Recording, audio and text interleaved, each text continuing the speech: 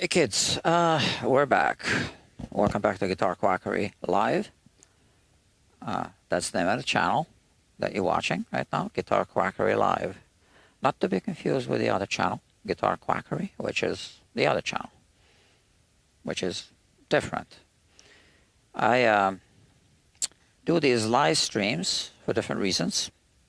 One reason is so that people can watch me as I work on their guitars. And right now I'm sending a link, doing a copy and paste, obviously, of this.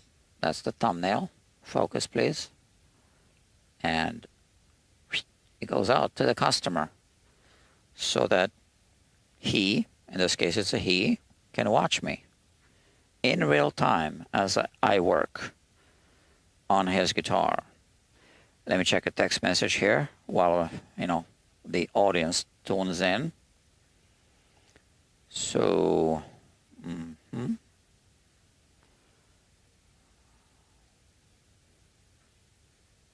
well, this guy has a whole bunch of luthier tools at home.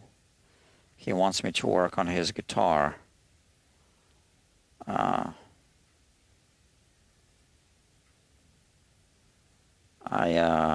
I don't know. I can't take any work anyway. I had to turn him down because of work overload. I can only do so much, and I don't want to do more. I'm working at full capacity right now. So this isn't the first guitar on the workbench today. It's the first live stream today. Okay, first live stream. Now, where do I put this? I got too much stuff. I have too much on my mind as well. So my phone reminds me to log my mode, and I did log that I'm slightly not stressed, anxious, and worried today. I'll tell you more about that later when I actually have an audience. Right now there's no one watching me. I did send out the Instagram post.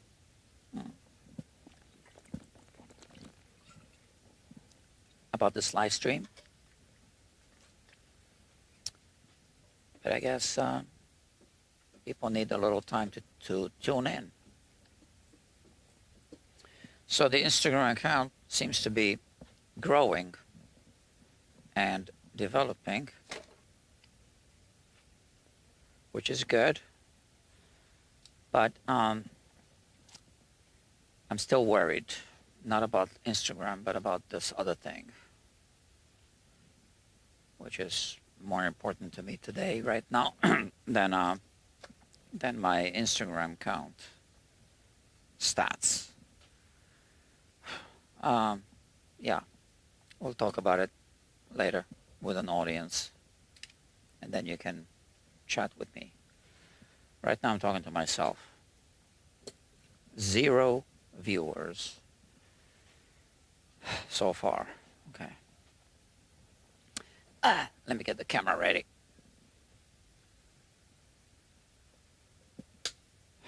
I'm repairing a headstock, broken headstock on the Heritage guitar.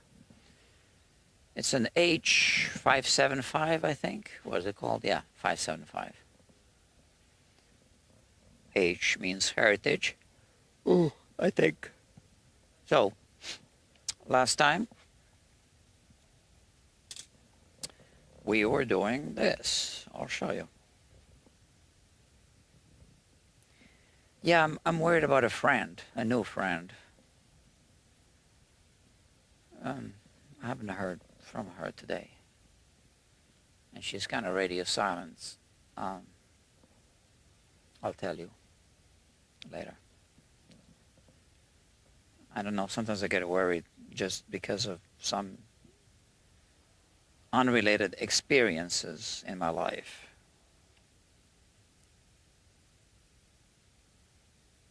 And usually when I worry, it turns out to be nothing. So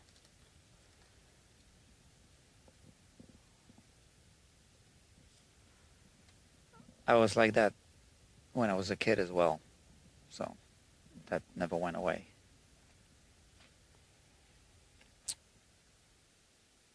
Here, we're looking at this. I know it looks ugly, but we're gonna make it nicer. So this is super glue. We're gonna, we filled it, and I'm gonna scrape it, and I think that we're gonna have to do a little more drop filling, and then we're gonna sand it, and then we're gonna prime it, and then we're gonna spray paint it. Yeah, that's the plan. So let me get these little blades, and let's get busy. And I have a customer coming when? So it's 5:35 now. Let me check. Let me check. It's 5:35, so that's 6:30. So we got an hour here. Let's spend the hour wisely. Yeah.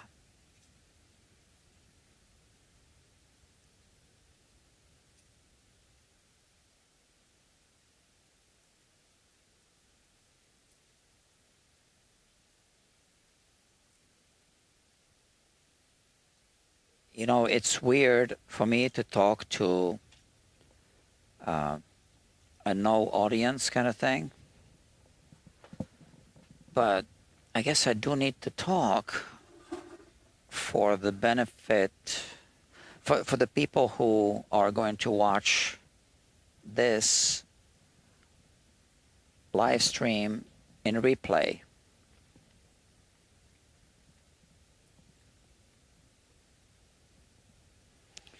I'm just setting up the guitar here so that I can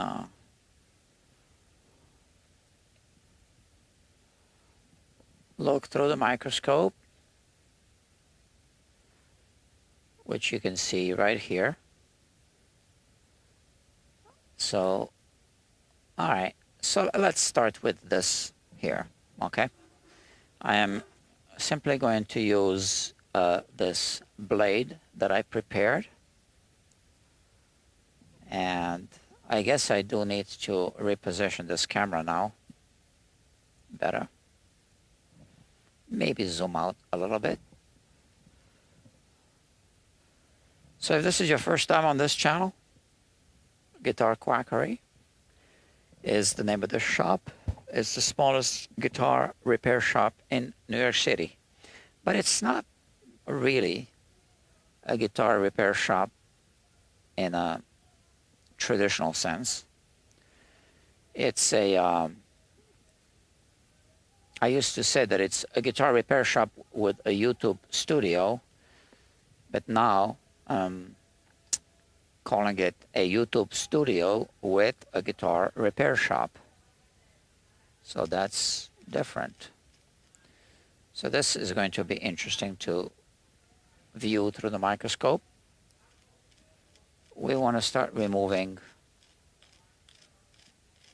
some of this super glue, and you can see in order to avoid skid marks I have to change the angle of the blade.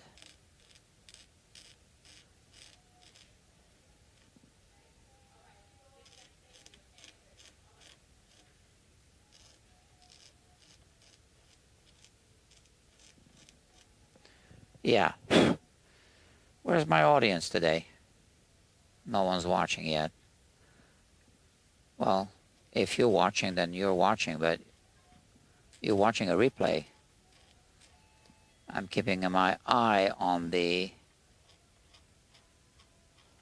I can see through the microscope, I can see what I'm doing, but also I can kind of peek at the screen and I see there's no audience. Why? Is the internet not working?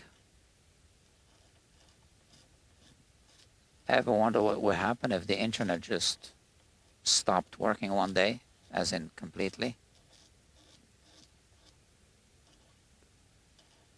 Some people, you know, are growing up with social media as if it's a necessity. Without the internet, no social media. And all the businesses that rely on the internet, wow, it would be a catastrophe. I think there was a movie made about that.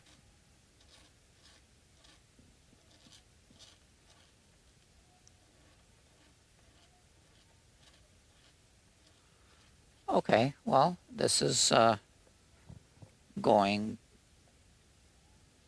well so far.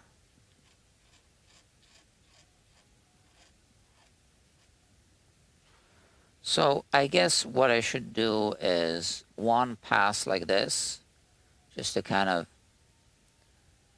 of even it out just a little bit, and then do some fine tuning. That sounds like a plan.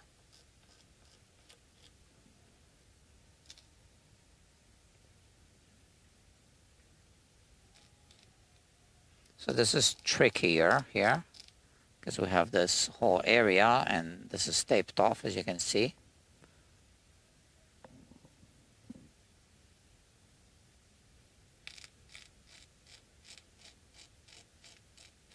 So I am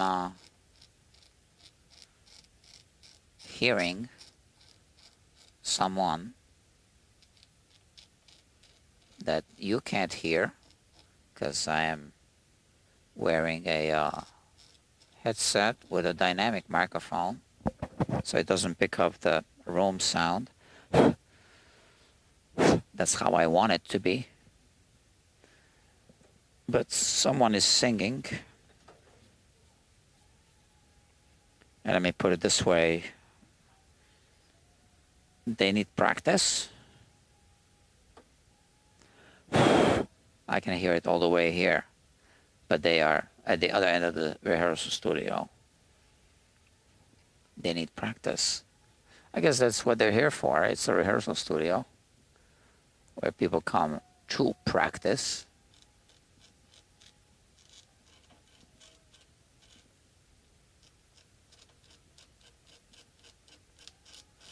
I am surprised that I don't have an audience yet.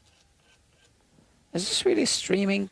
Yeah, it says 13 minutes into the live stream. It's on air. But maybe this thing isn't updating properly. It is public. Let me check. I should be able to see it on my phone, on YouTube. So let's check. Oh, right here, live.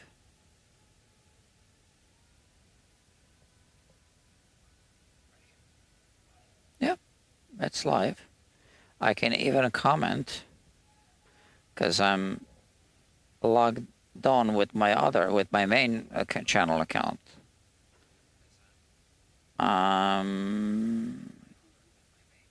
Here.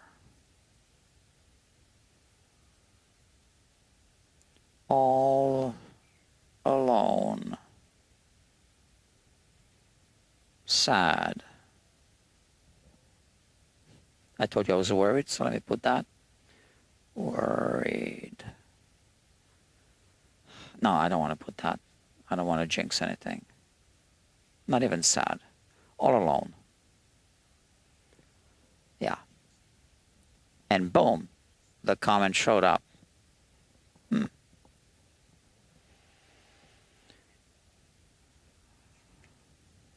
I still need to charge my phone. Oh, I do have another viewer now. Okay, because I was all by myself here. So you can make yourself known. Well, I know you're here. Repairing the headstock. So here's the view. So I've been already streaming for 15 minutes. So I scraped this. This is the first pass. And now I'm just fine-tuning with this blade. Like that. And you will also get a view through the microscope.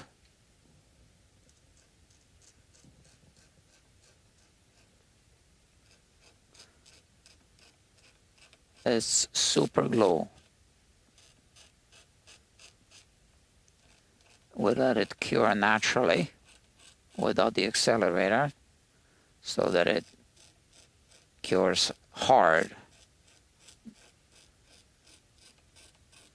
at full strength.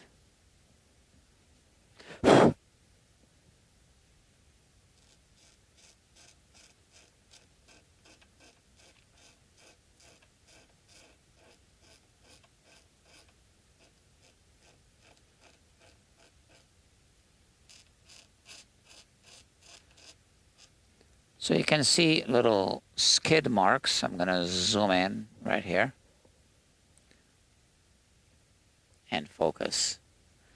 So because of these skid marks, now if I keep the blade parallel to the skid marks, is going to amplify them, which is why I need to change the angle. So that's why we do that. We keep changing the angle. Otherwise, these skid marks become deeper and deeper.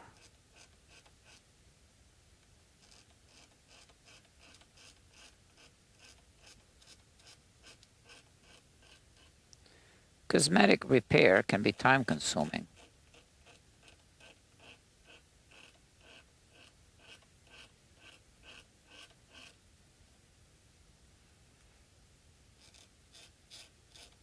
So now the question is, I can see a little low spot here. Is it below this level or is it above this level? If it's above, that'll work out great. I won't have to fill it.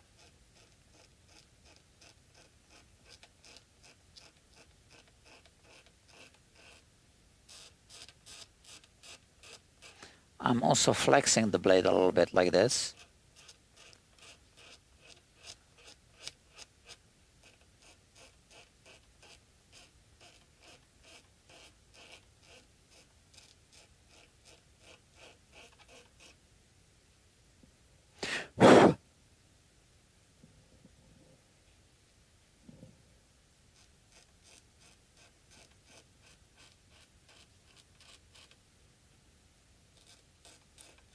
It was quite a nasty fracture. So now you get to see every step of the repair procedure. Sorry about the autofocus. Let me put in manual focus here and let's keep it focused on this.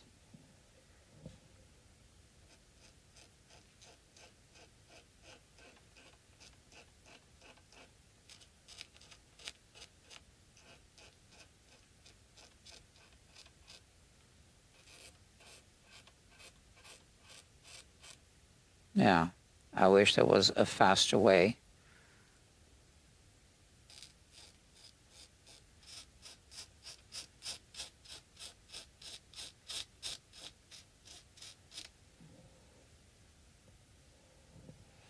This is a tricky area.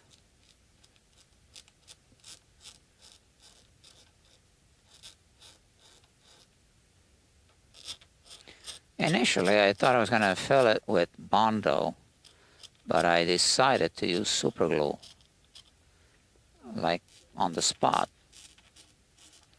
Last minute decision. I already got the Bondo ready for the live stream last time. But then I was looking at it and I don't think so. I don't think Bondo is the way to go. So I decided to just fill it with super glue.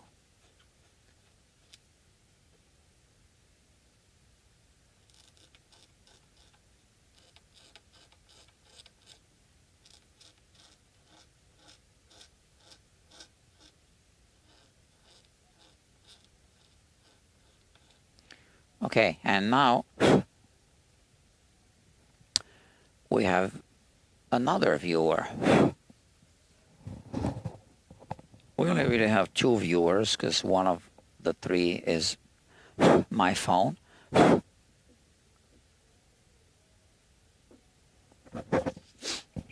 I feel sleepy. Yesterday, I didn't sleep enough again for a few days in a row. I need to stop doing that.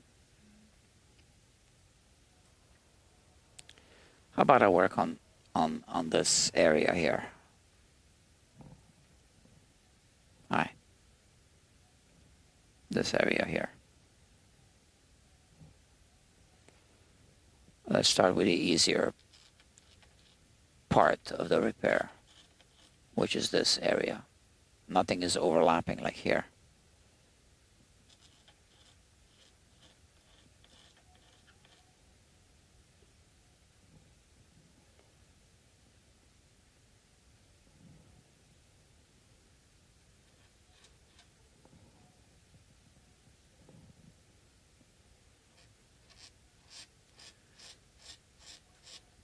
Now, this is the procedure. First scrape and then you do sandpaper.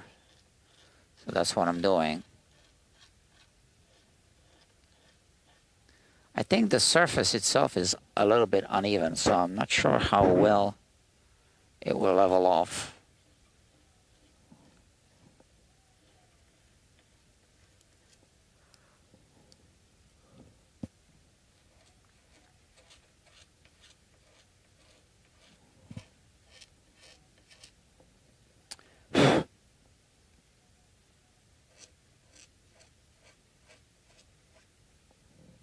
So let me show you the sandpaper jig.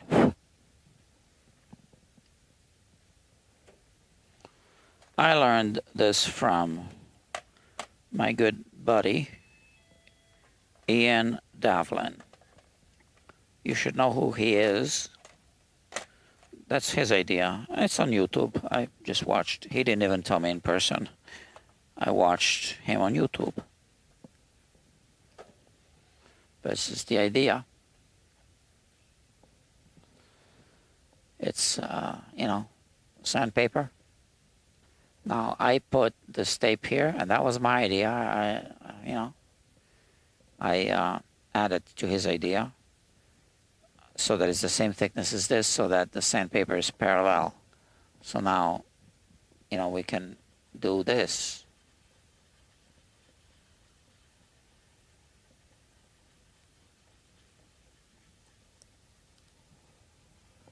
Let's see.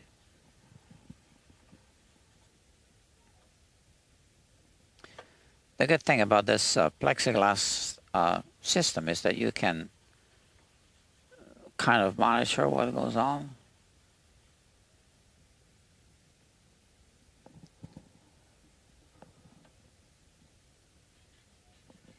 Like that.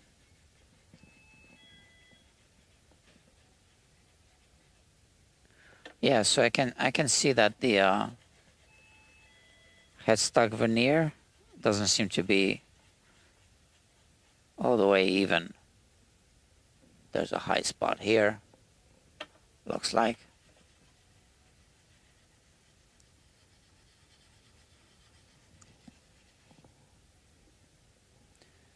So with these kind of repairs, it starts looking worse before it starts to look better. So plenty of scratches here and there. I think I'm gonna have to fill this part, refill it, yeah, because it shrunk. But this is where the screw goes, no worries about that.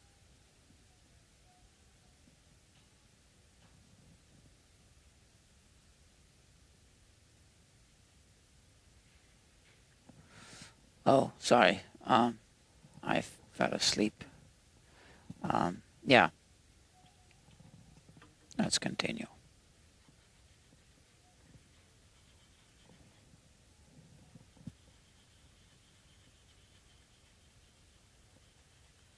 We'll fix it up.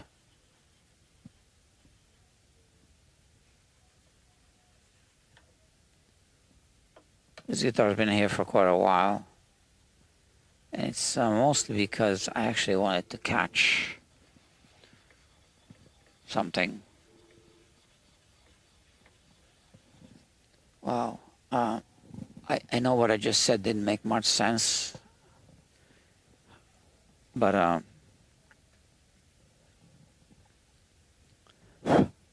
sorry, I'm falling asleep.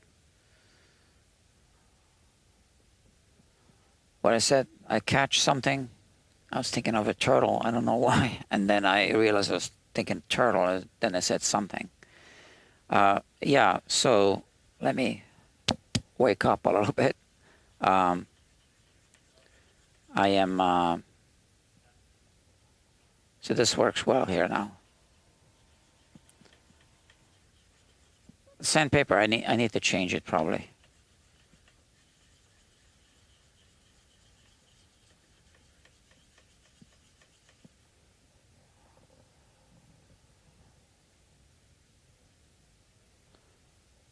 Okay. Should I continue scraping? Scraping is going to remove more material quicker.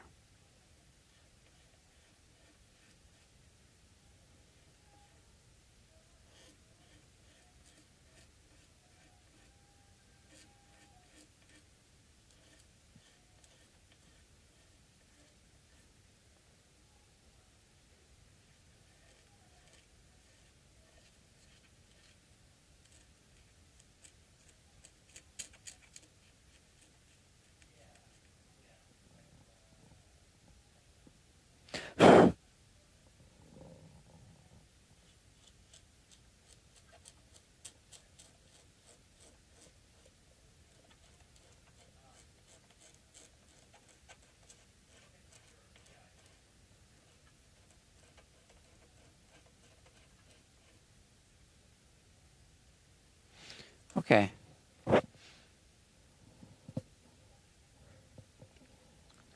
I need to drink a little water and wake up. I'm all messed up. When's the customer coming? In about 35 minutes. So I'd like to make some progress on this before he comes.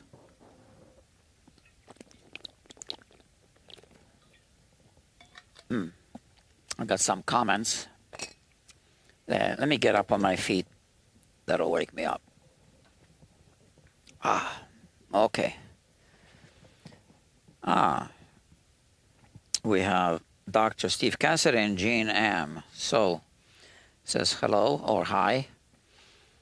Is that sandpaper on the glass a tool so you can see what you're doing? Yes, very smart. I'm not the smart one. And a hello to you as well. I stole the idea from Ian Devlin. But speaking of smart, that's a smart guy. I mean, he's a smart guy. Ian Devlin, look him up on YouTube. A repair technician extraordinaire. And he runs this loot group for luthiers. I'm a member. It's a membership thing. You can't just, you can join. You got to pay. It's a tax write-off for me. Well worth it. And I support his efforts and what he's doing for the community. So, friends, I was saying before you logged on, are you still there? You are. Yeah, my app, health app, reminded me to log on my state of mind, my mood. And I logged slightly unpleasant, anxious, it's the multiple choice thing, anxious and worried. I'll tell you about what. About my partner, new partner, collaborator. I don't know what's up with her today. Oh, the customer says I'm about 15 minutes away. Hold on a second.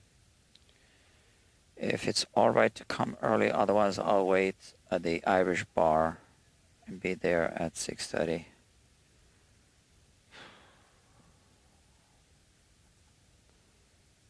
I'm gonna say, I dictate, I am doing a live stream, period. Feel free to come if you don't mind to show up in the live stream, period.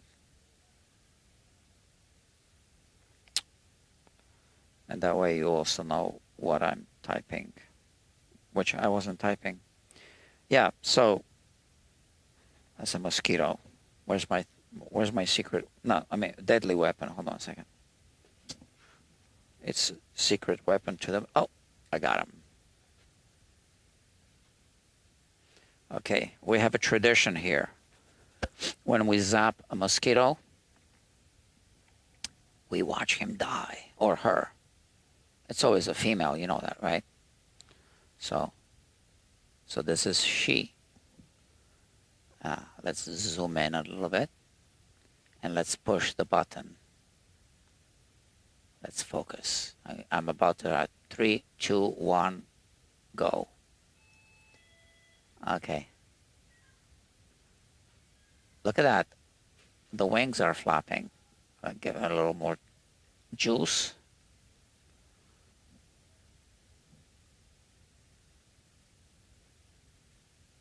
I want to fry the mosquito. There you go. Do you see the smoke? Did you see the smoke? I think you did. And I can smell it. All right. Mosquitoes love me. Okay? I don't know why, but they love me. And I don't love them. I don't love them back. It's not reciprocal. But they don't get it. Well, she got it, but it's too late for her. It's only the female mosquitoes, right, that bite us because they need blood. They need the protein to grow the eggs to make more mosquitoes. As I was saying, I'm a little worried about Eva Sita today. Now, I do know that she's busy, but I sent her 2 emails. One of the emails a little, let's say, I don't want to say urgent, to both her email addresses. That's how we said we would communicate, by email, and also text message about a positive development. And I said that it would be so great if we could just meet for 15 minutes today to do a short reel, like a double reel, one for her, one for me, for the 2 Instagram accounts. Because one of my videos on Instagram is going viral, and I wanted to ride the wave, get her some more viewers, although she's got 150,000 subscribers, followers, and you know, vice versa, although her followers are following fashion and also her music and mostly fashion. But so we are working together now. Next week is Fashion Week, New York Fashion Week. And we said, I'm just gonna not communicate with her next week, right? Because that's the busiest time of year for models, and she's a model. But it's not Fashion Week today, right? Yet it's next week. So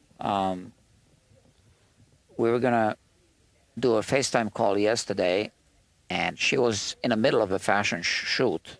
So she texted me in the middle of it, says, "Oh, I'm so sorry, can we do it on Sunday?" I said, "Yes." Now, that would imply that she's busy today, right? So that makes me less worried. But, you know, that she didn't even text me back. I don't know. It's like, which is fine if she's real busy. So why do I worry? Because I've always been like this since I was a kid, with my parents not coming home on time, and just the way I am. And because of some experiences that I had in my life, which I don't want to talk about. So I'm sure she's fine. Okay. But anyway, because of it, I logged in my on my app that reminds me to log my state of mind that, you know, I'm a slightly negative state of mind, slightly negative. And then the multiple choice, I read all of them, anxious and worried. Yeah, that's accurate. Since you are here, why don't I tell you why I contacted her? This is going to be a little bit rewarding for you. It's right here. Well, I posted a video on the Instagram account a couple of days ago now that's going viral. And let me show you the stats, and then I'll show you what's in the bag. Right? I'll show you, because you're here. You deserve to see. And it's taking off.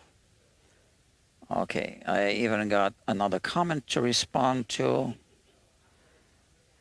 Yeah, and the other thing is that Eva hasn't been doing anything on Instagram, on her Instagram today also, so which, again, you know, is contributing to me. Is she okay? And I'm sure she's okay. I'm sure she's just busy. She is super busy. We discussed that. She's super busy. Hold on. Thank you very much for your support, period. We just lost a couple of viewers, but those of you who are still here are going to be happy you stuck around when I show you. First, I'll show you the context.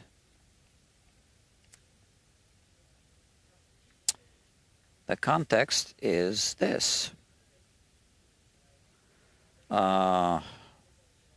New followers. Okay, check this out.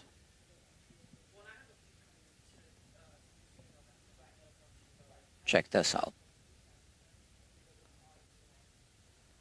Okay, so this was my normal performance, and followers. Now, I only got like, so how many followers?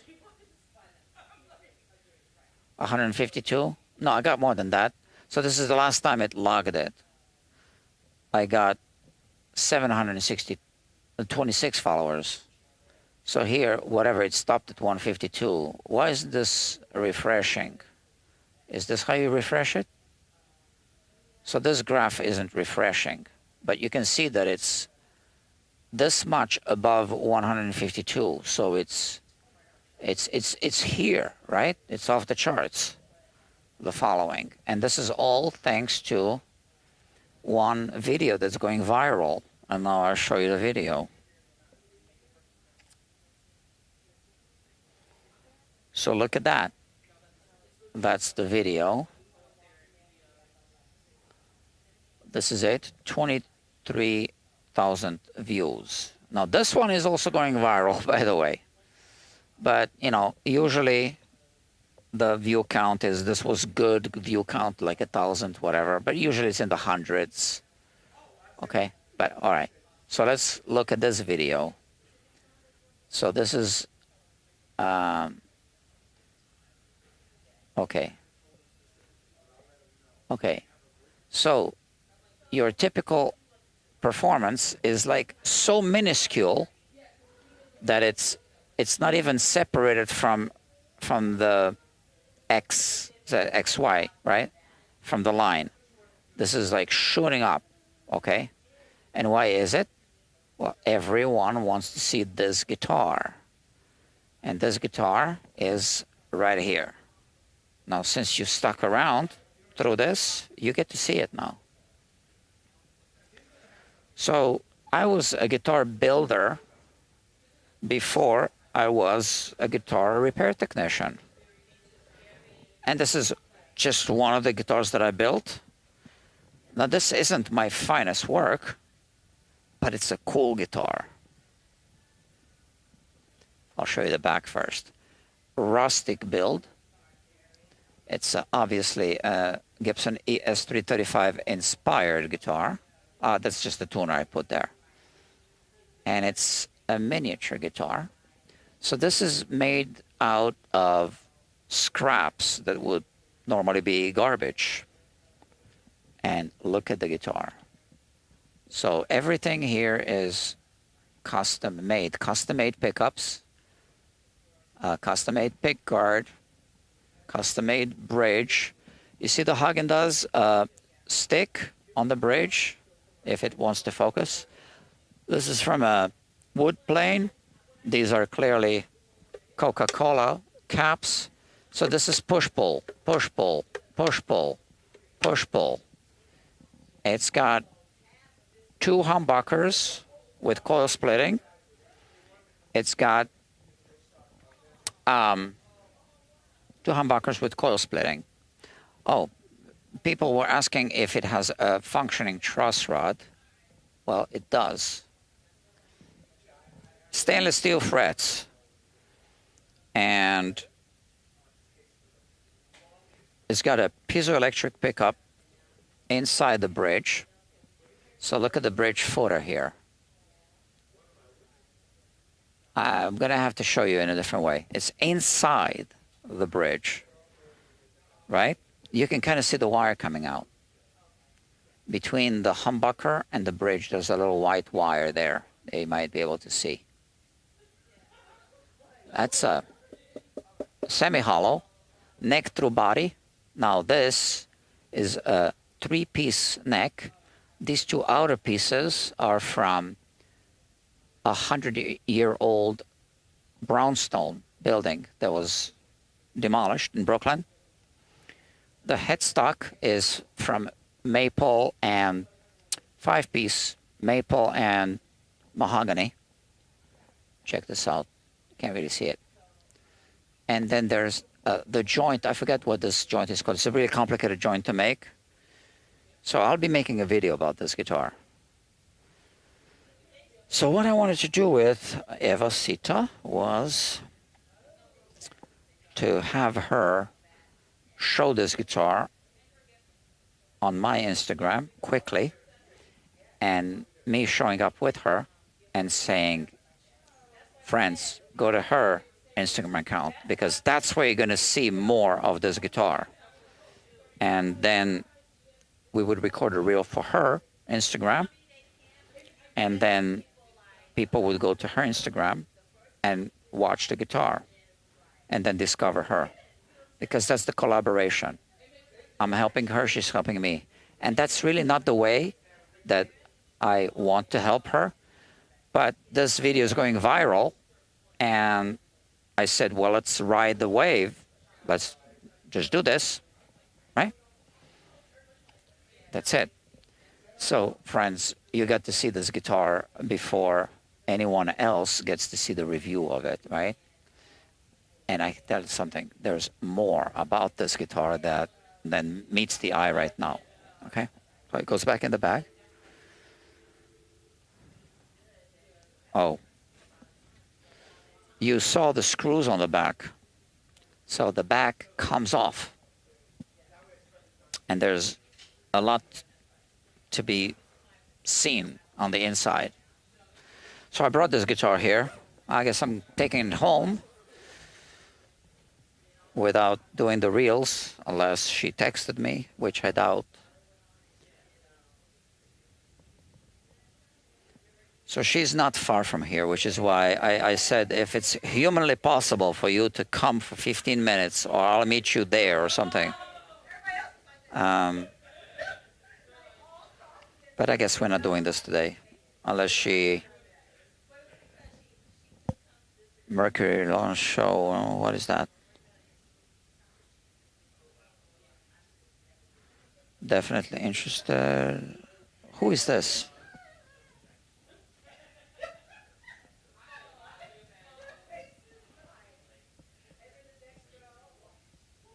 Oh, someone I wrote to, a musician. Well, you're replying kind of late, like a month later. Okay, let's see. I can still do this thing. Okay, that's going to be another announcement if it happens.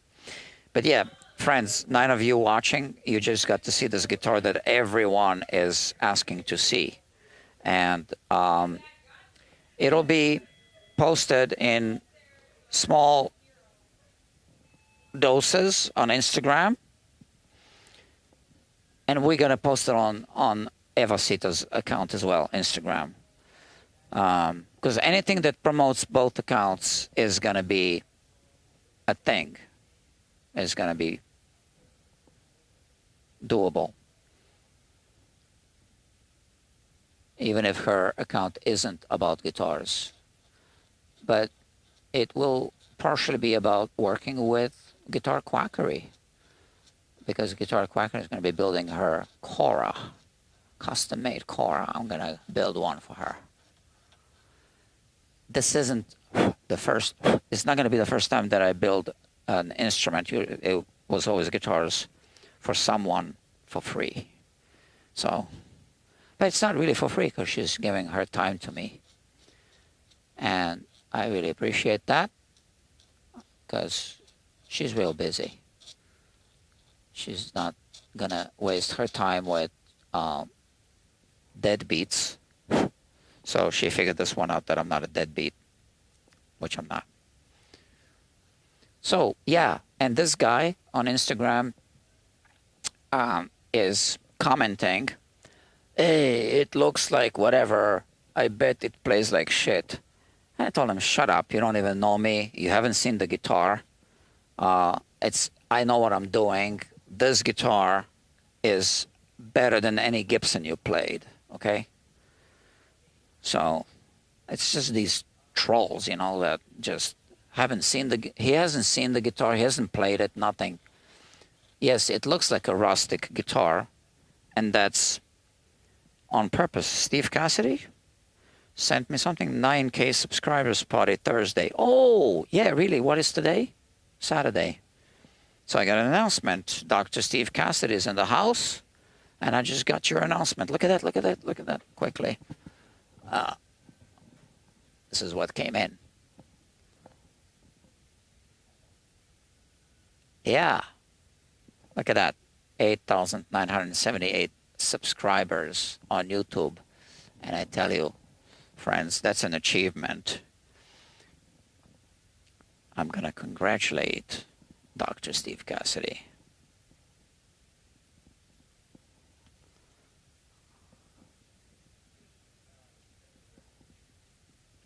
So, 9K subs. Boom. Okay, friends, if you don't know who Dr. Steve Cassidy is, he's got 2 channels. Steve Cassidy Guitar. So that's the one he's celebrating. That's the channel. And Casa de Guitar. That's his live streaming channel. He said that, I believe that he said that I got him thinking about that because I always started, I started 2 separate channels, right? I mean, I started this channel later because I didn't want to put live streams on my main channels because they would bury my produced content, edited videos. Because I already have 3 or 4 times more archived live streams on this channel than I have videos on the main channel. And I knew that was going to happen, right? Because live streaming is just push the button and it's making a video for me. So I don't want to bury my valuable content in all these live streams. And also, people who are into long-form videos are not necessarily into live streams. So I give my audience the chance to decide what kind of content they prefer to watch, or if they want to subscribe to both, then they do that. But I'm not going to be blasting them with notifications of live streams if all they want to see is produced content, right? So that's my understanding, Dr. Steve, that that was also the thinking. He says, cheers for the shout out. Thank you so much. So check out his channels. It's going to be well worth your time. Steve Cassidy Guitar is his main channel. Casa de Guitar. So now, if you don't know how to spell that, C-A-S-A, D-E, guitar. Casa, one S, Cassidy, two S's. But it's also a play on words, Casa de Cassidy, right? Which I think is really clever. So he's got a really good visual identity, which is one thing that a lot of people are missing. Why am I getting a notification about my own Instagram reel? Is something happening with that? Oh, your reel got 2.248 views. That's not even a round number. A 38% skip rate, and but why is it telling me that this? Whatever. Bella was the guitar player who wrote to me. Yeah. Yeah, we're gonna have her as a guest then, because I already kind of offered, although she's late replying. I'm gonna help her out. Bella. So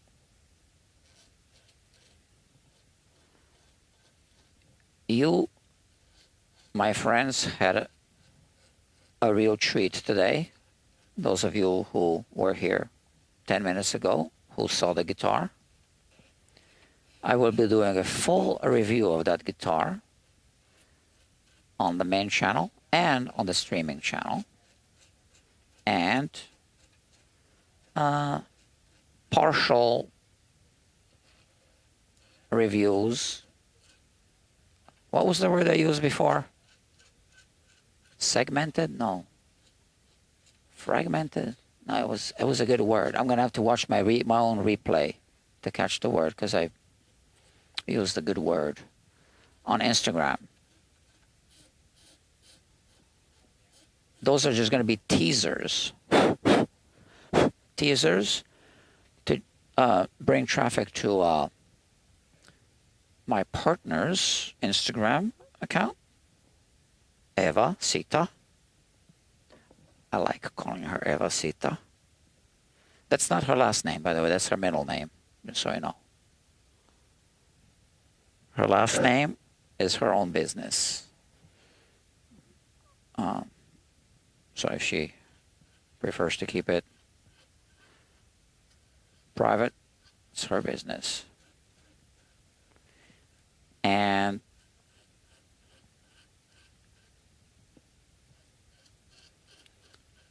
those Instagram reels are going to drive traffic to the Guitar Quackery web. YouTube accounts. Because I'm just going to show a little bit of the guitar on Instagram, and then tell people, well, you want to see the full thing? Yeah, just come to YouTube. And I'm thinking, now I have a membership thing on YouTube. The full review is going to be for members only. How about that? Like everything about the guitar. And I'm going to use Eva, because she really knows how to act on camera, to do the review with me. Last time she was here, now I don't know if that came across, but at one point I could see she got a little bored, even if we were working on her instrument. You know, it's not her world, right? She doesn't know how much time goes into projects. So I have to strategically plan the time so that I use her time more wisely. Something I'm going to discuss with her. But I'm just saying, that's not a secret, right? Another mosquito. Or is it the same one that I didn't kill? Where are you? I hate when they just disappear. Oh, here. Come on. Disappeared again.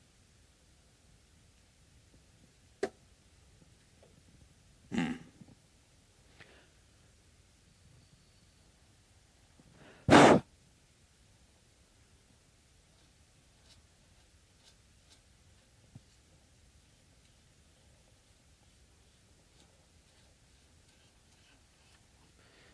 I think what's, I don't want to say hurting her. She's such a good model. When people see that, you know, they don't think of the other things that she's doing. You know, they think that's where it stops. But that's just like one of the things that she's doing. And obviously that part of her is the most well documented because there's always going to be, you know, a photographer, a lighting person, and etc. on those sets. So she's always going to look her best. But the music videos and the, although she does finance some of them by herself, hiring people, you know, those are lower budget. So I'm going to help her with that part. Because I don't have like all the equipment to make it look like $1 million, but and you know, I actually want to keep everything on iPhone thing, right?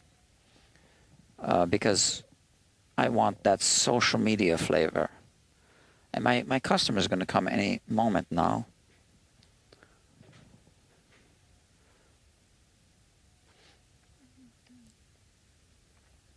Let me see. Are you Jeff? Hi. Okay, I'm going to wrap up the live stream so that we can look at your guitar. Friends, I have a customer here. This is the middle of my work day. I'm streaming. No problem. Can we show your guitar to my good people here? If you want. If you don't mind being on camera, you can just be here. Yeah. I'm just in, you know, full disclosure, it's running. Some people don't like to be on camera. I respect that. Japanese. 1960 what? Oh, that's not the original bridge, right? No, not the original bridge, not the original pickups. Who knows? Not the original bridge, not the original pickups. And we are going to work on this guitar one day. I have a feeling you're going to be seeing it on a live stream. So it's got a neck shim, you said? Yeah, it's been shimmed. I think it's because... Yeah, we're going to look at it. No problem. I'll just, you know, stop working on this one, and then we'll look at yours. Hold on, if you don't mind, if you step outside, I'm going to put this guitar there. Or we can just examine it now, and they get to see it. How about that?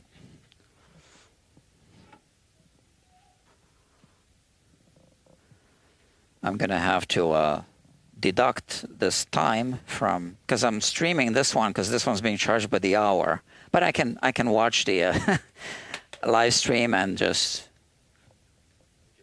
yeah. No problem. We'll look at that. So what's the make of the maker's name of this guitar? What? Barth? I never heard of them. Okay. So if you don't mind, I ask everyone to stay outside. It's a very tight space. And I got, oh, What's up with this headstock? This has been drilled or something? We're going to pull the bench this way so it can be closer. Definitely been modified at least once. Is it?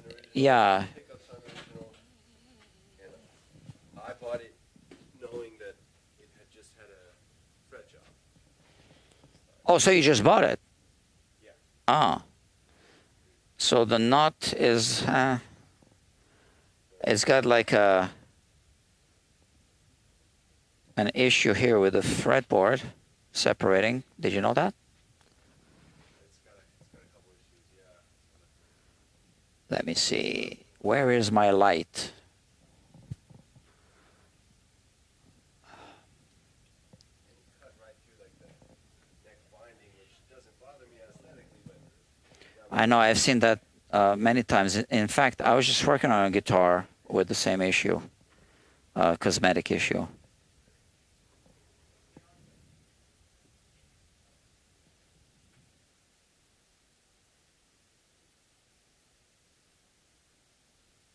An old Hofner that the customer told me that it's worth $15,000, but I didn't believe it. So here, you're going to see here on the screen, actually I can even do this.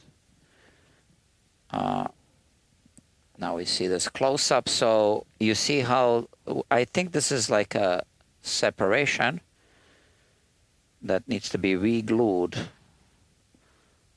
Let's see.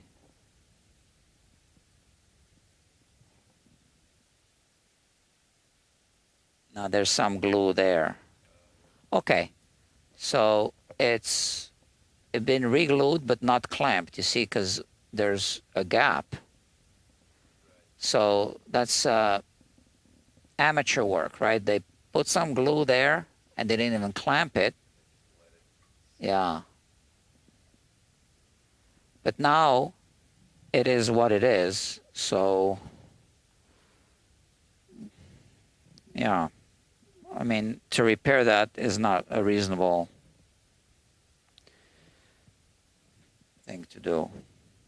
You bought it off of Craigslist? I'm sorry, that's what I meant. Reverb.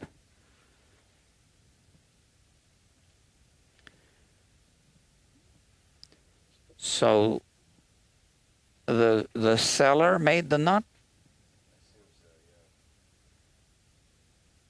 How much you pay for it again? Yeah. aesthetically, it's like, I love it. More than a Coronado.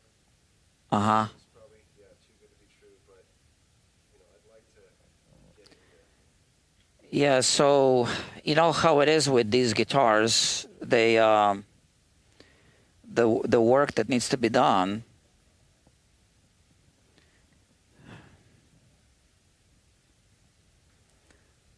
So you have a theory about the neck shim? Yeah. That yeah, it's an ugly shim. I think he only had to do it because the neck pickup is, as close to the strings as it is, it would be even closer without that shit. Yeah. I think that was the only way to do it, because otherwise if you kick the neck like this, then this pickup would be too low. You would need a different pickup, which is not uncommon actually.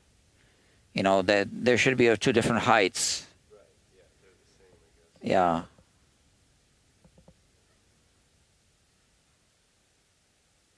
And the pick guard is missing. You know, I don't want to open up too many cans of worms with this one, because I can see how this could just go down a rabbit hole. I think we should just address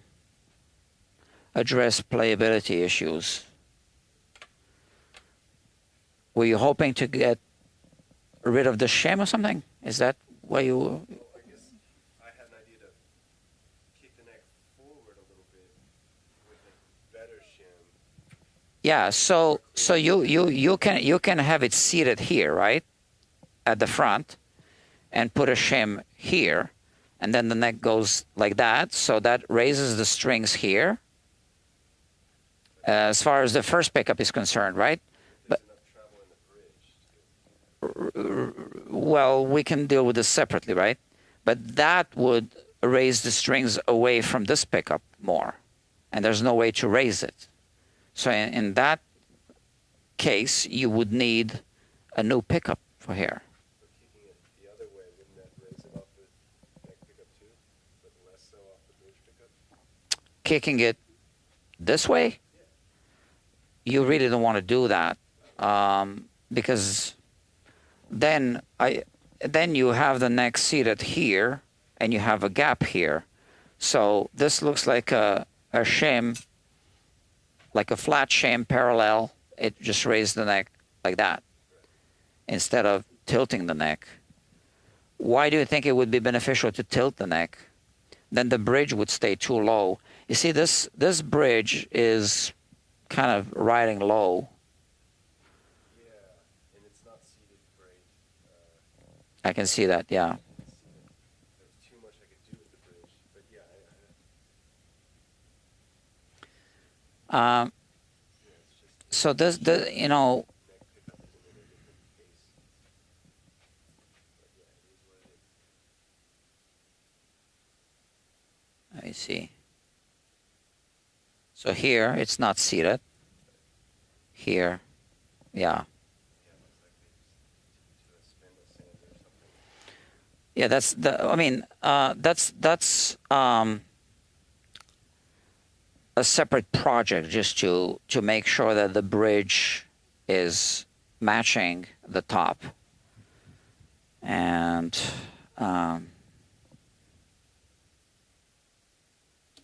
oops. Yeah, it's a badly made bridge. It's very thin as well. It's, you know, I don't like the thickness. So I don't know. Do you want to change the pickups? Not really, right? Not if I can help it, no. Because to properly address everything, you would put a taller bridge, you know, this part of the bridge, the bottom part, because it's too thin. And these pickups would not be the same height, like on a Les Paul, right? Or on a ES335 or whatever this, or what's it called? Casino guitar, right? This pickup is taller than this one. Yeah, the covers are different. Right, different covers. And that's the right way to do it on these guitars. So in that case, you would put a different shim here, a tapered shim, so you wouldn't have a gap here because this gap is ugly, right? And you would basically kick the neck in this direction, like that, which would initially bring the strings too low, right? So now you gotta raise the strings. So how do you raise the strings? Well, you raise the bridge, but you can see now I'm exaggerating the distances here, but you can see that then you require a different pickup here than here, and the bridge would be higher up, which means this part of the bridge would be thicker, the way it should be. So that's that. And then we have a nut that's really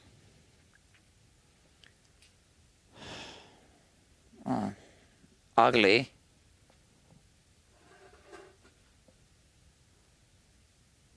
So yeah, there's gaps everywhere. See that?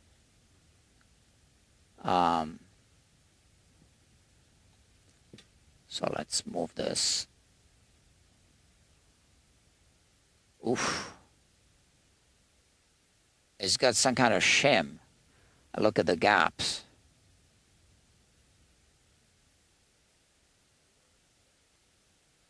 It seems like it's got like a shim or something, and that's glued to the bottom. And then we were talking about this, so you can see the glue inside. So the glue here was used as a filler. That's not easy to deal with right now. I cannot just remove it. We'd need to, remove the fingerboard. And we really don't want to go there. Now it is what it is. So, we can leave it as is, like a relic, or do a little cosmetic touch up, but I wouldn't go overboard with it. Yeah, if it's stable, And that's what's the headstock veneer. Oh no, that's the truss-rod cover. Okay.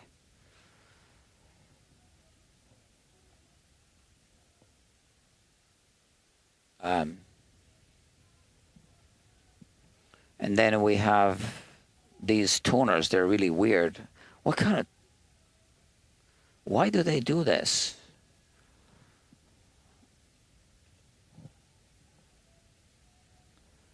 recess the tops of those tuners. Yeah, I have never seen this in my life.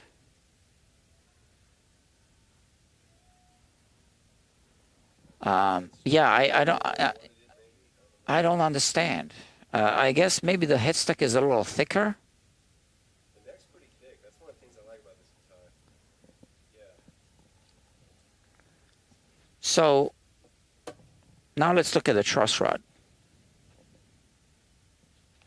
So because original parts are missing, it's a vintage guitar.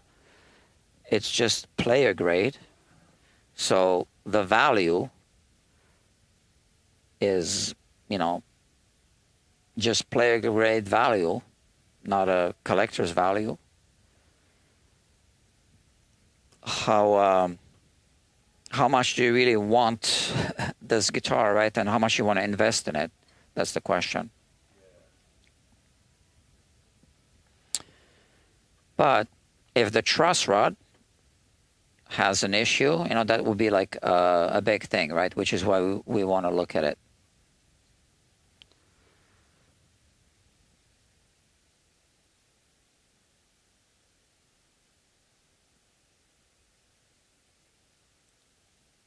So here it is. It's crazy short access to the truss rod here. I probably don't even have an Allen key that will fit. It would need to be cut short a little bit. So let me see the size.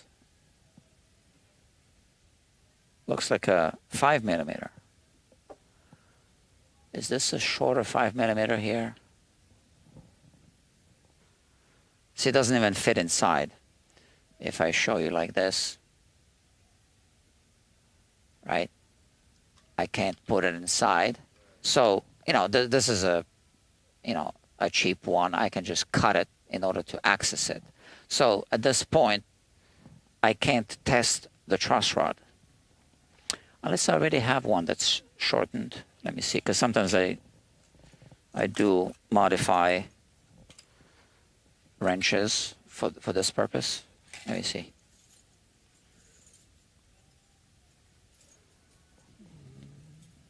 See, like I had to shorten this one, right? So this is a 4mm, but I think you have a 5mm.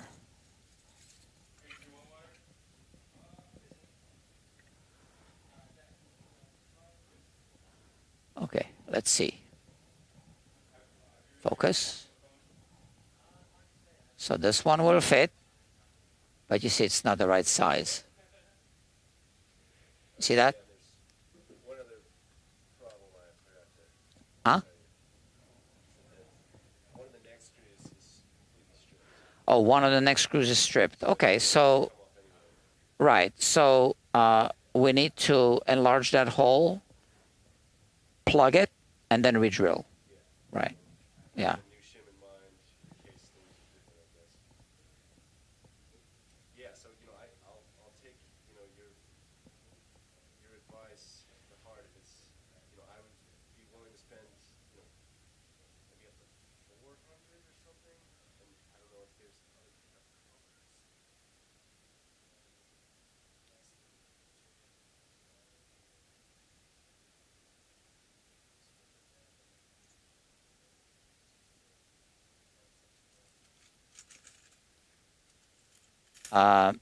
So, so with everything that I see, depending on the level of outcome, I can see that going way over your budget. Now, what can we do to meet your budget? So I like to focus on playability, right? So let's talk about the shim first. So you want to change the shim so that it's more like seated on the front, is that it? So that would require a new bridge, the bottom part of the bridge only, right? So I'd have to make that. Not a big deal, but you know, I need to make one. And you would need to raise this pickup then. So how do you raise it? Then you need to change the pickups or the pickup covers or something. You see? For the proper result.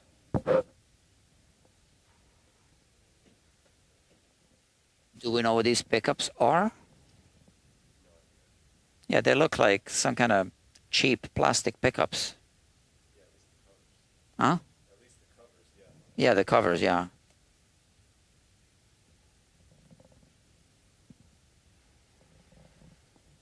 I mean, anything can be fixed.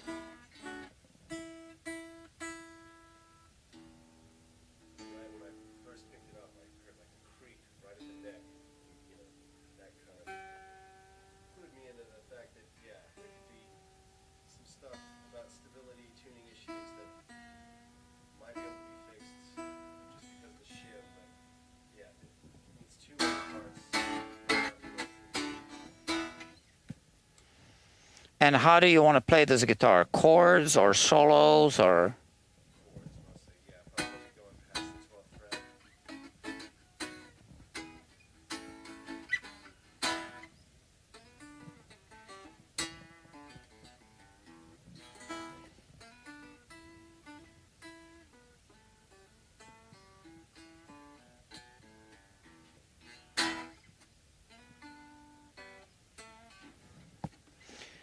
I'm gonna have to think about it.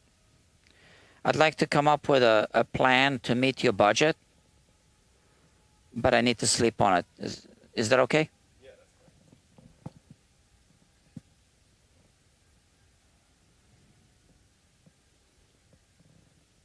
I think we need to prioritize. To make this guitar really nice, it would be a ridiculous budget. It just wouldn't be worth it because you'd end up with a guitar that's devalued basically, but you put a lot of money into it. But I don't like guitars to be abandoned or not functioning. So I wanna come up with something to help you out and get this guitar all fixed up, improved, right? Yeah. Okay. So let me think about this. I can't. I'm buried in guitars. I've been turning down work because I have no more storage left. So this one will fit. There's another customer coming later, but I've already turned down some other. I told them to call me back in 3 weeks. So let me think about it. So I'll think about it, and then we come up with a plan, right? Because it's working, right? It's just not working well. What would be the priority for you to repair? I guess I don't know about repair, but like tuning stability and action would be the priorities. Action, easily adjustable, right?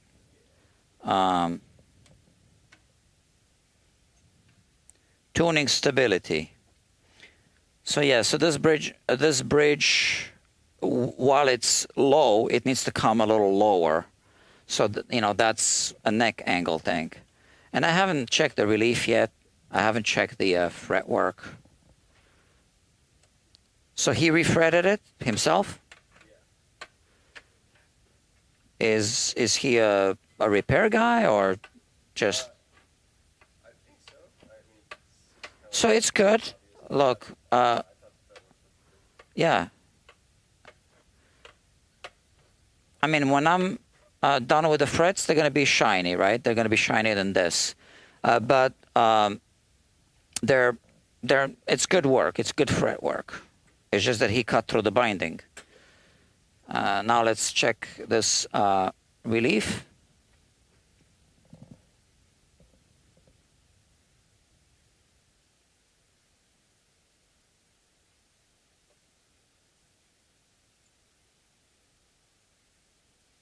Okay, we got way too much relief, which means we do need to tighten the truss rod. So first things first, I need to, where's that little wrench? Okay, so I need to take a 5mm like this one and cut it the way the other is cut, and I'll keep the tool for other jobs, obviously, and test the truss rod. So if the truss rod doesn't work, that's a big deal. You know, you have a bad neck that's not working. Then you shouldn't be like putting more money into it. So let's do that, and then take it from there. How about that? Yeah. Okay. So I'll give you the paper. Hold on.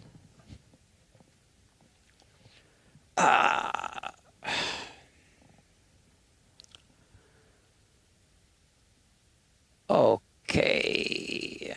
Japanese 60s.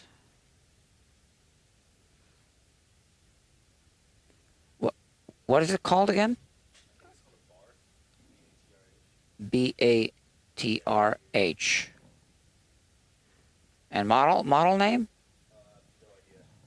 Okay. NA. How much you pay for it again? 550. Got a soft case, right?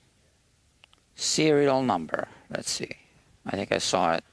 Did I see it? No, it just says Japan. Hold on. No number. NA. Appearance.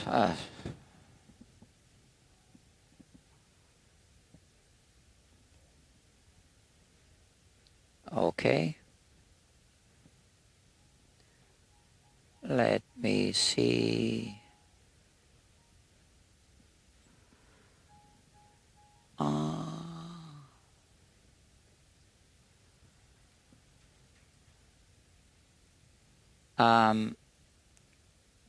I'm just going to put your budget here just as a reminder, but we'll discuss it, okay?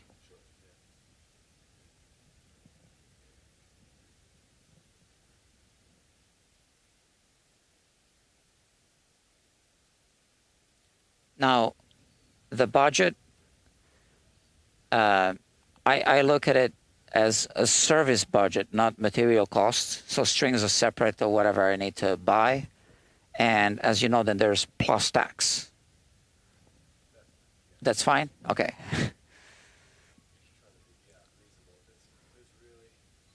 No, I totally get it. I don't think, you know, you're unreasonable in terms of what you want to spend on a guitar like that.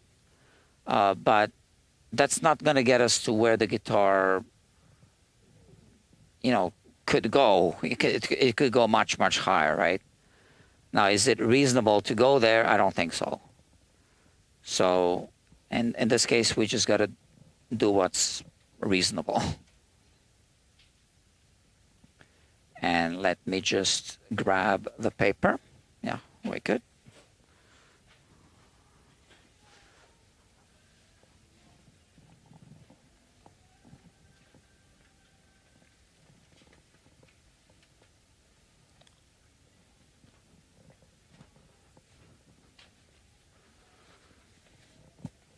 So that's not a commitment, right? This is just, I just put your budget so I know what you have in mind. And so that's there. There's no breakdown, it's just that. And if you just quickly read this and then sign here and then I'll stamp it, I'll give you a copy. And I want to kill a mosquito that I just saw. It's the same one, I think.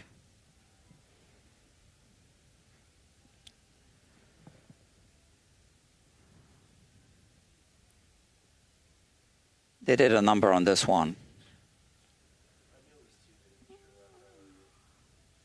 Did you know about this business on the Headstock, or? No, no. I just knew that it, hardly anything was original, but it's like Yeah, so we need to make a new bridge. The bottom part, right? Which is the easiest part to make, so that works. I think I can find a piece of wood that just matches the colors better. We'll see. I got a bunch of scraps. So I don't think that's a good color match, you see. So let's put this guitar back in the bag.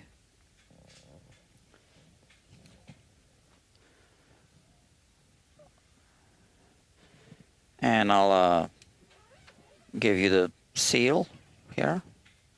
You know what this is, right? Well, no, this is not notary. This is the New York City Department of Guitar Maintenance and Repairs. Is that a real thing? Now it is. right when I saw the bridge, I was tempted to try my hand at it, go down to my basement, but I don't really have that room to be making dust. And then I saw there were so many issues. No chance. Okay. Doctor. Thank you. And we'll take the bad boy, put him over there. Okay, cool. So let's be in touch. Give me a week to think about this. Thank you. Okay. We get to work on the headstock now.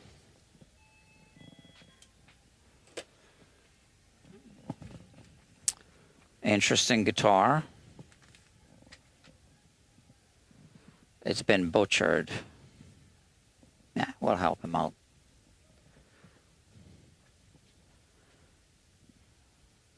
As long as he's not rushing me, no, we can work together. And I already know I'm going to do a little more than he's paying for, but fine, every now and then. He's nice, so he's nice to me, I'm nice to him. Within reason. I can only do extra little work within reason, but I already know it's going to go over budget.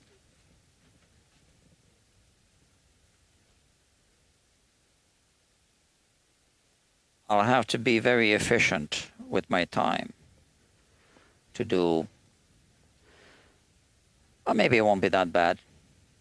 I'm not going to think about it. The fret works good, so I'm just going to have to polish. There are no uneven frets. And where's the other guitar? Over there. And I just saw the mosquito again. Let me check my text messages.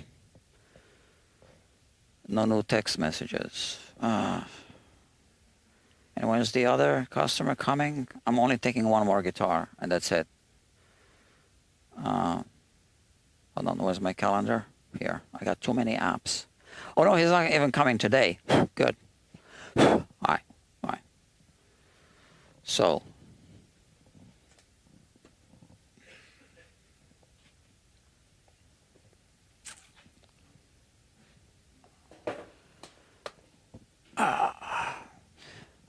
Yeah.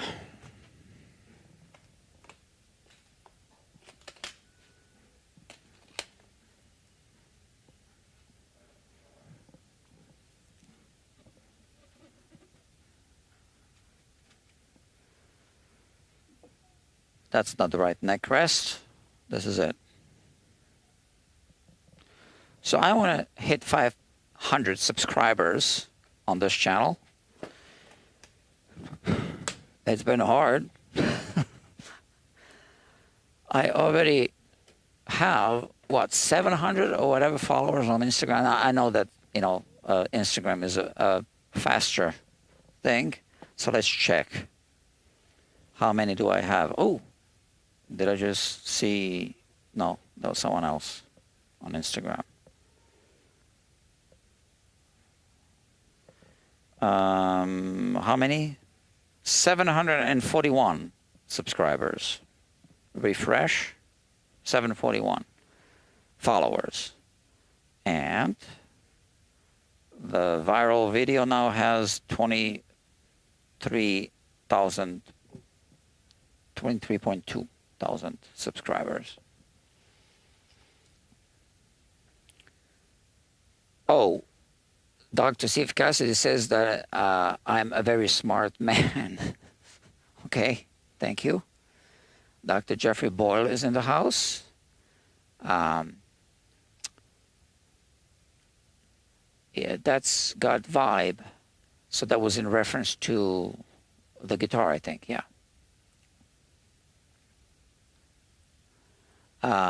Beer and Song says this is getting to be a habit. You mean the live assessments, I guess. And Dr. Jeffrey Boyle is laughing. And then Beer and Song says, there is your first piece of merchandise to sell on your channel. The official embossed seal of the New York City Department of Guitar Repair. No, it's guitar maintenance and repairs.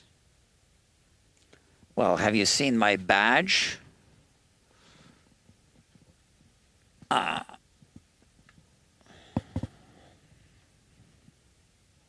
Ready, right? I'll show you a close-up.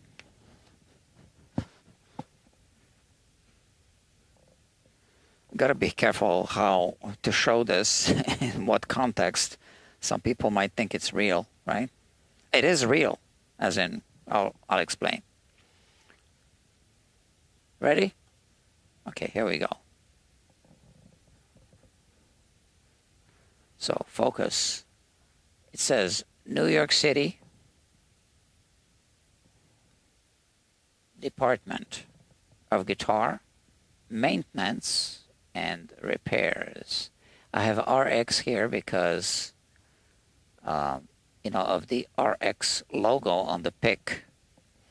And this comes out. Now, where did I get this? This is a real badge, like law enforcement, and the wallet as well. So you can order these. So from the same company that makes actual law enforcement badges. So you can order a parody badge like this one. So this is their stamp. And they'll make one for you. Yeah. You just need to pay. It's the same exact quality.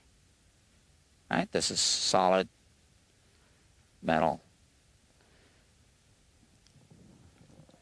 So how come you can order this? Well, you know, you can order it. You just can't use it to impersonate a police officer. You can't order one that says police on it, but you can order one like that. And that's where they get them for movies as well. They order them from that same company. I forgot what the company is called now. You can Google it. There's only one company in the United States that makes them. And they do a good job, obviously, because that's what they make. So it's illegal to impersonate a government official or police officer. It's also illegal to impersonate a fake department that doesn't exist. That's also illegal, right? Which is why I say it's a parody, obviously.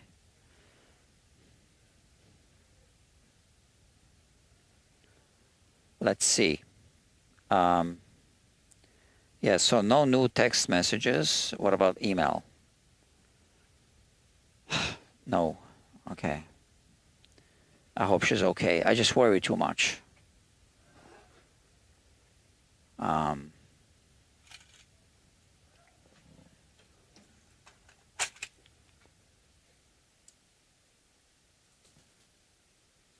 I had some experiences where suddenly things happen to people, and kind of like reality hits me sometimes.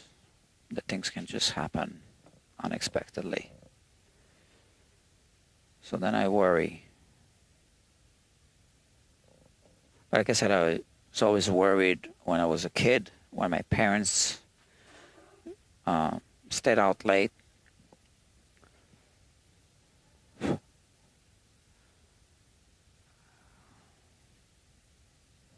And they kept doing that.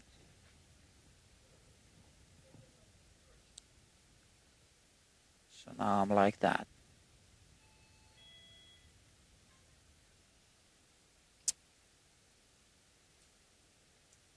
Let's continue. So thank you for sticking around. Okay, I would as well. Yeah, I mean you can order the badge. I have a shirt with patches, and this.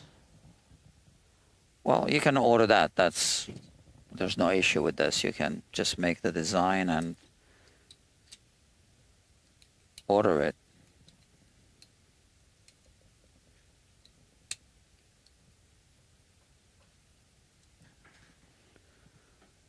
Okay. Are you almost there? That is cool. What do you mean, are you almost there? I'm not sure what you mean.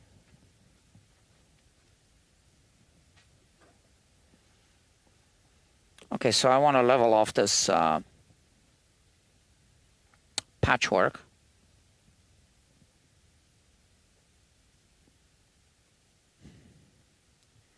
The thing is that her and I are supposed to have a FaceTime call tomorrow. And I don't know at what time. So she's supposed to tell me about that.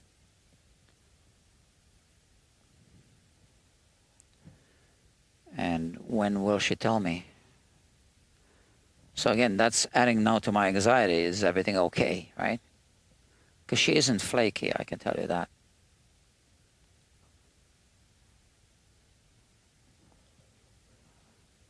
Which again adds to my worries. All right, let's do this. We got to take this down, obviously.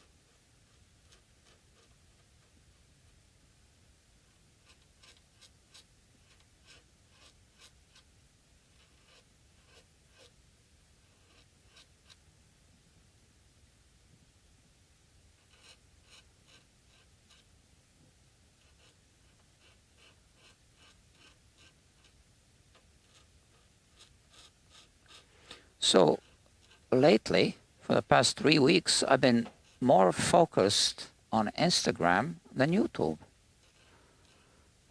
as some of you might have noticed.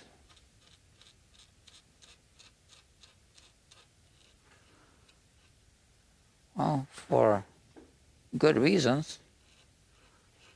Less work, faster results.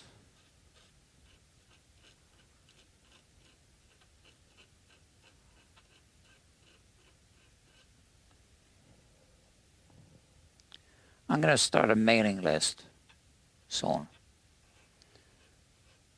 And the reason, well, there are several reasons. But one of the reasons,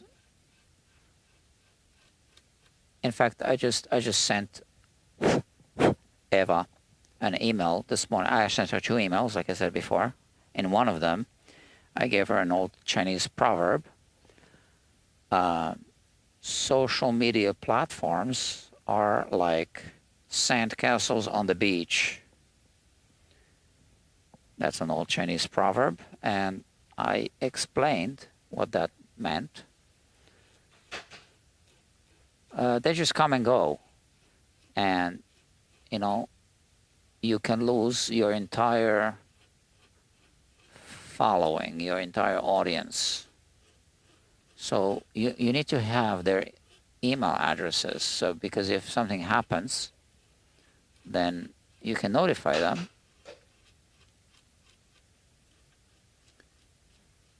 And they can then switch to whatever other social media platform becomes available. They know how to find you because they get an email.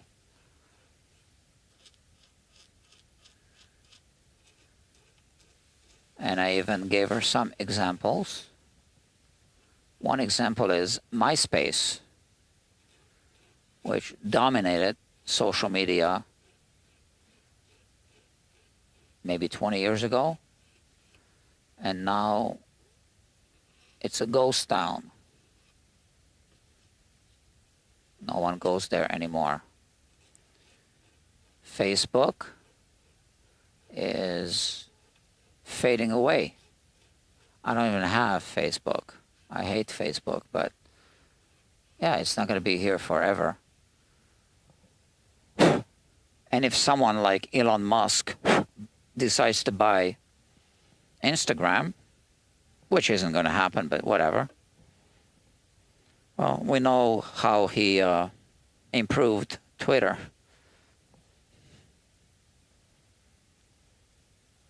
But yeah, you can lose it all overnight, almost. And if you're not ready, it's gone.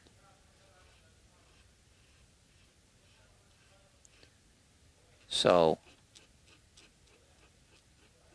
I'm gonna start doing something that is going to require being on the mailing list. And Dr. Steve, if you're listening to this, if you're still logged on, I don't know, maybe you went to bed. Let's see. Tell me if you're still here, Dr. Steve Cassidy.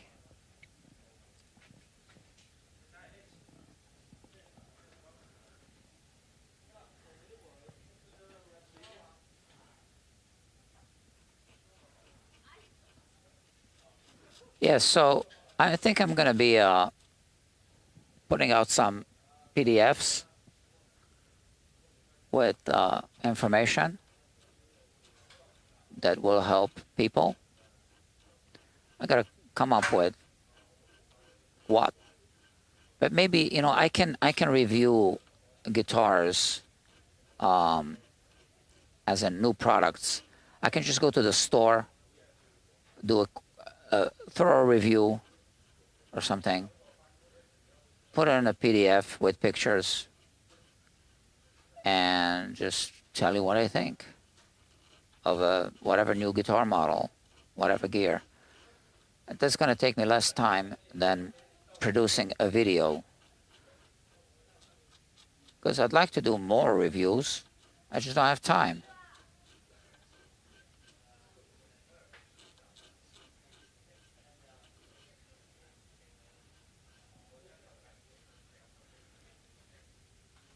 So now I think that I could do PDF reviews. I don't really know that, right?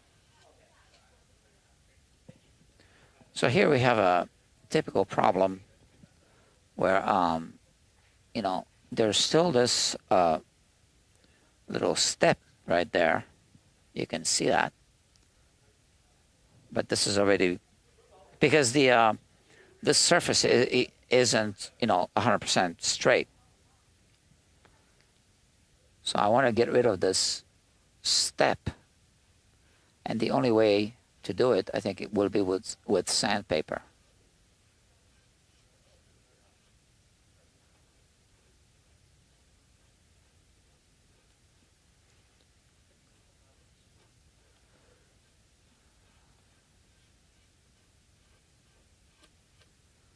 So I personally don't like to be on mailing lists, but I do choose to be on some.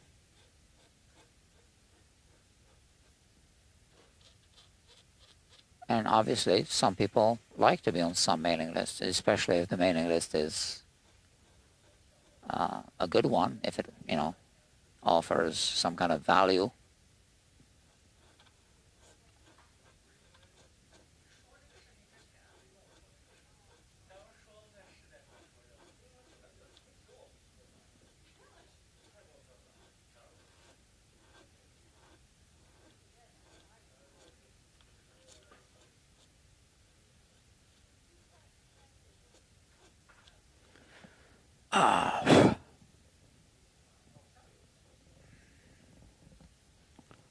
So let's see.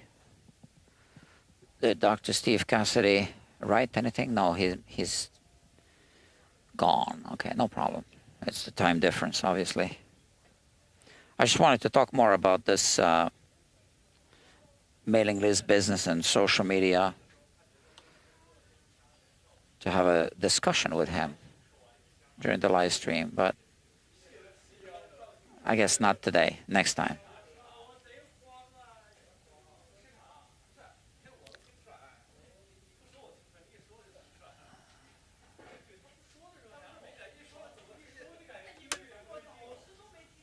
Like this. Change direction. See, I don't want to put really coarse sandpaper, because that cuts deep grooves, right? And then you gotta do scratch removal, which is basically material removal.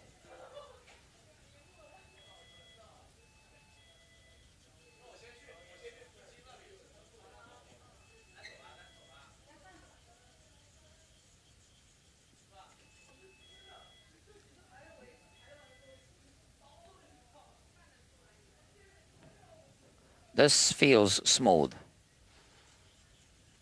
But I can tell you one thing from experience. Even if it feels smooth, once you spray it with lacquer, it all shows through. And there's no way to make it not show through lacquer. So what you need to do is hit it with primer first. And then you basically resurface it, and then you spray lacquer on top of that. Black lacquer, obviously.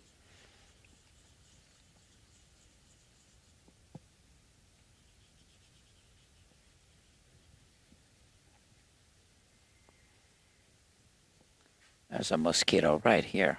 Where's my thing? I put it away.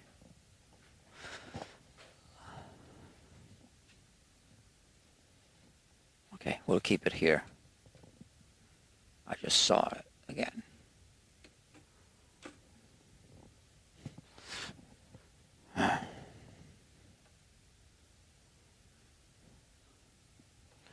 So yeah, you can see right through this acrylic. That's a neat system. Again, Ian Davlin, I believe, is the inventor of it. Very smart guy.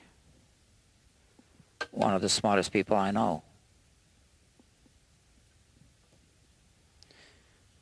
Great sense of humor as well. The type of humor I like, sarcastic and dry humor.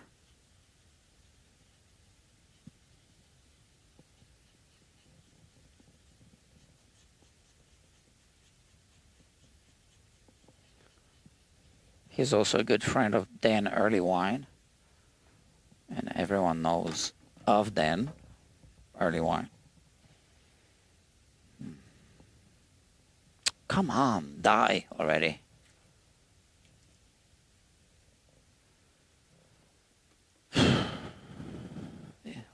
What's wrong with these mosquitoes nowadays? They don't want to die.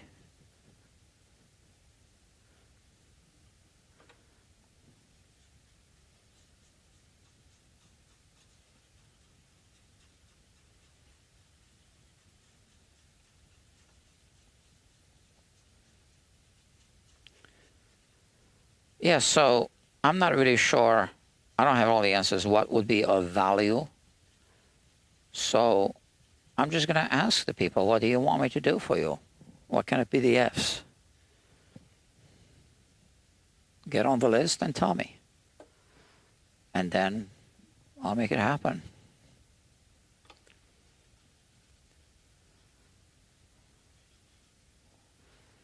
Because we can't rely on, there it is. Now I can't get between. Got him. Did you see the spark? And I heard it. That's it. Did the spark show up? I'm going to have to watch the replay. 1 hour and 51 minutes. Yeah, I'm going to watch the replay to see if the spark. Tell me if the spark showed up. I want to see in the comments. That was a great looking spark.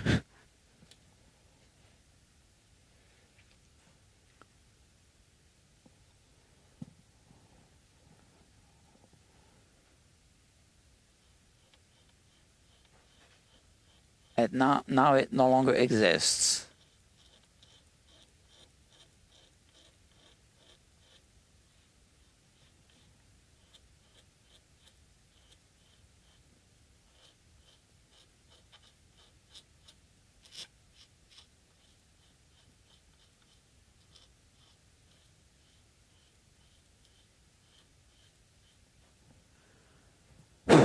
You know what? I showed you something special today. That guitar that everyone wants to see. And you saw the other guitar that just came in. So let's do a third thing special. So this artist, Bella Rain, I guess, who's going to be playing at the Mercury Lounge on, oh, sorry, I was blowing inside. Okay. What date? Well, let me check now. Bella Rain. R-A-Y-N-E. Oh, it's signed. Well, maybe that's her private name. I don't want to say how she signs it, but okay.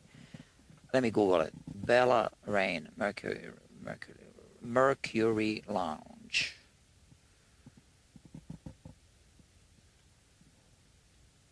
R-A-Y-N-E. Let's see. Official page. Okay. She's got a Gibson guitar. Where's she coming from? New York. October 14th. All right.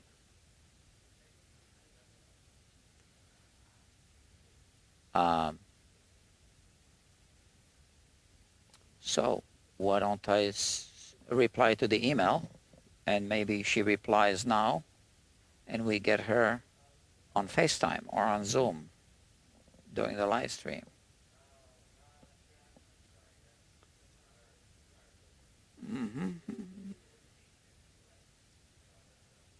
Reply. Oh, I pushed the wrong button. What's reply?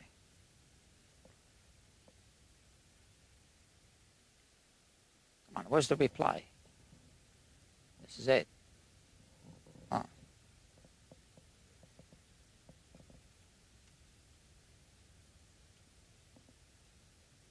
Okay. Let's discuss Zoom or FaceTime when convenient for you.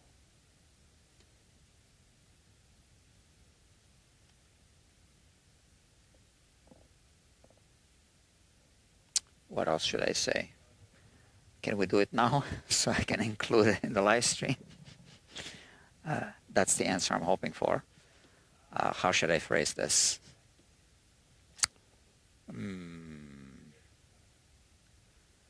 Zoom or FaceTime? Just give me a heads up.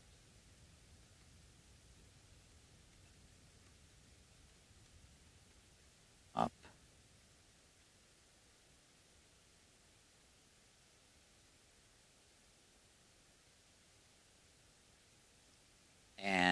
send out.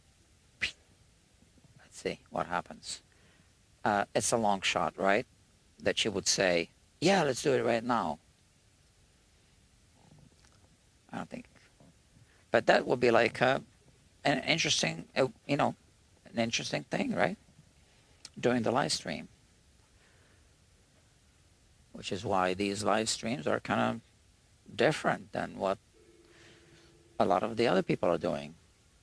I like different.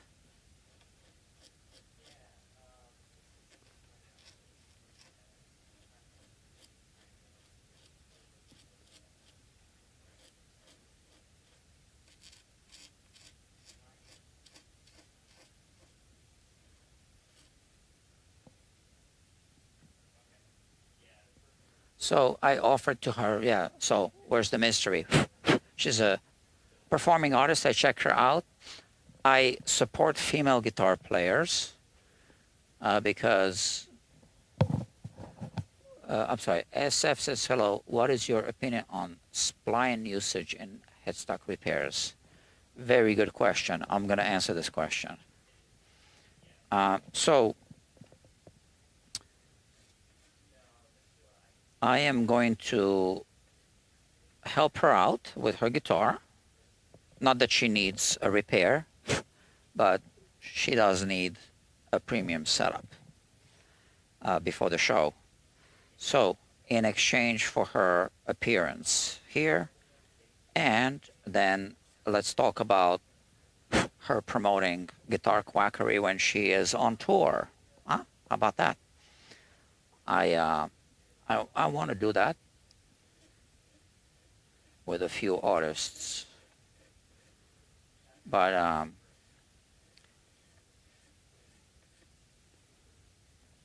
yeah, she replied only a month after I sent the email. She's probably just busy. And I need to draw a female audience to Guitar Quackery, which is one of the reasons why I want to support guitar players who are female, because I only have like 1% female viewers, and there's so many female guitar players. So if I have appearances of female guitar players, I can maybe double my subscriber count. It'll never be double, right? It's always going to be male dominated. But man, there's so many female guitar players now. It didn't used to be like that. And Guitar Quackery offers valuable information that benefits all guitar players regardless of gender, right? So why is it that they're not finding out about this channel or these channels? I don't know. But I am just going to assume that female guitar players must have female followers, and that other female guitar players who aren't as established must be paying attention to what they're doing. And if she gets, you know, premium services here while she's in New York, I take care of her. I go to her show with a doctor's bag just to make sure that if anything breaks, I'm ready to help. You know, she probably has a tech, or maybe not. I don't know. I'll find out.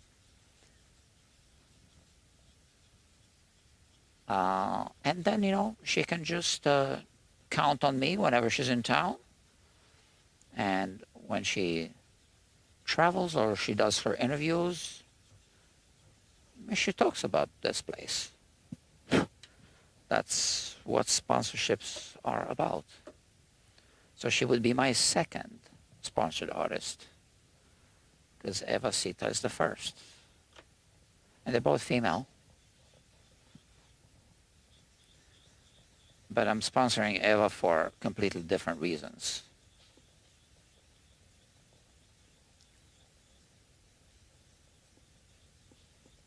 Since she's not a guitar player.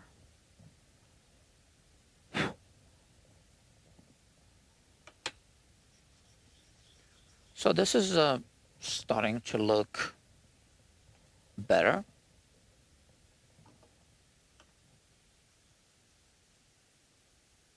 As you can see, this is higher in elevation, and then here we have this low spot right there, right? So now we need to lower everything. And what's happening here?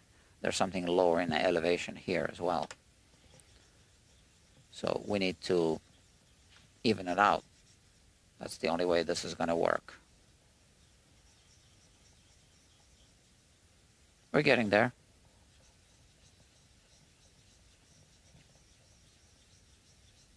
I'd like to finish this guitar this month. What is today? The 6th. Easy peasy. We're going to finish it in September.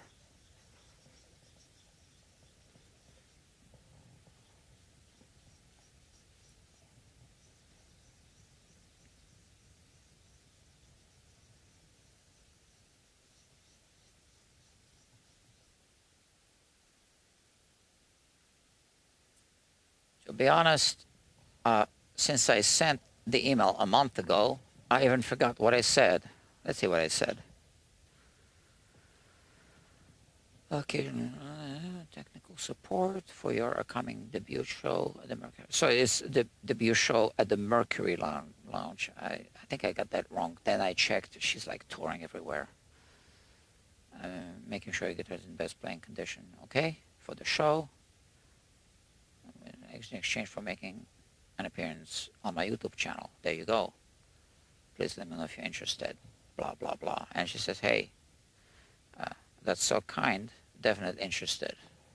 There you go. So, yeah. So she was touring.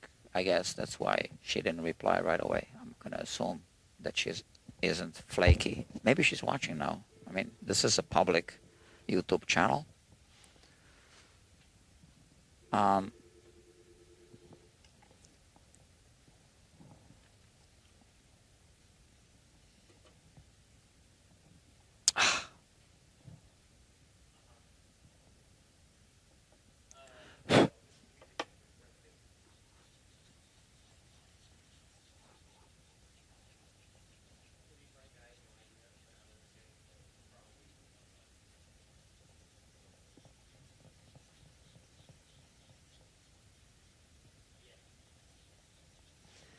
So what should I do with that Japanese guitar? Well, since the fretwork is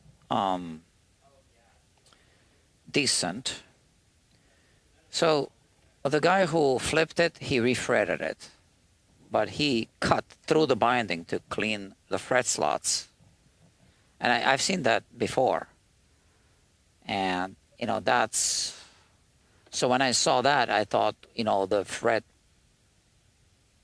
work in terms of how level they are is going to be horrible. But surprisingly, it wasn't. It really looked like he used a fret press, no hammer. And I don't think he leveled, crown and polished, but he might have resurfaced the board. And I don't think that that repair was done by the same person.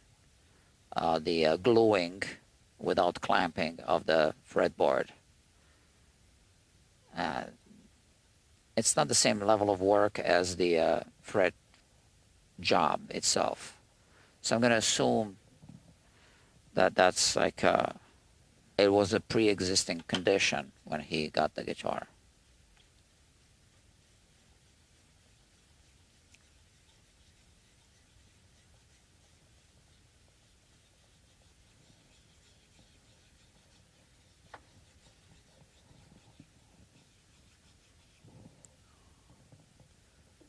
This is what we see. So scratches in all direction, but we're not going to smooth them out because we are going to spray primer.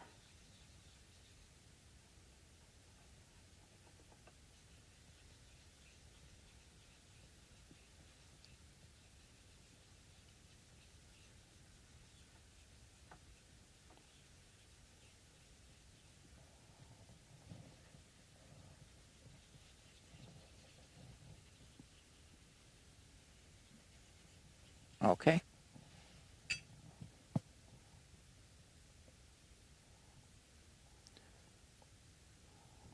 It's not even yet. We have this business here around the truss rod cover, this and this. I don't think we need to worry too much about that. That's going to be all covered up by the truss rod cover, obviously. I'd rather focus on this.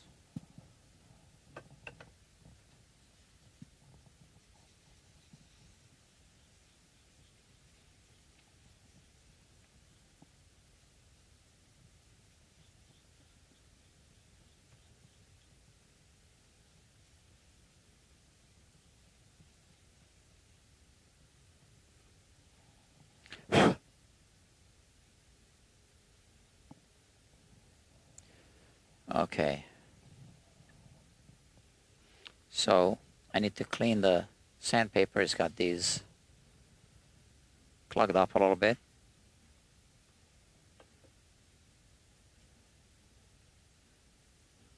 You see how it comes off?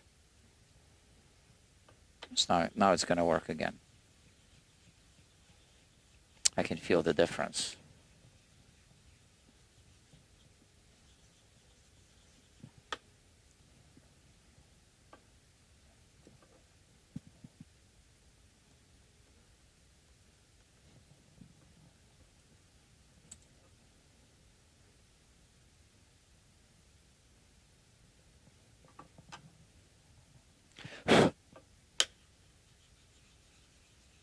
Oh yeah, big difference.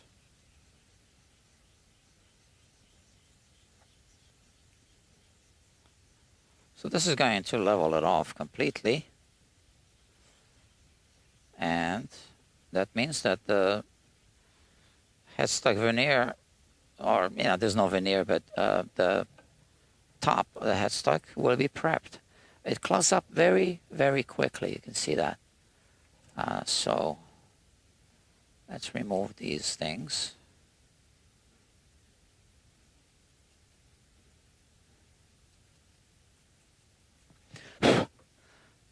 So yeah, I have to remember, I need to make a mental note to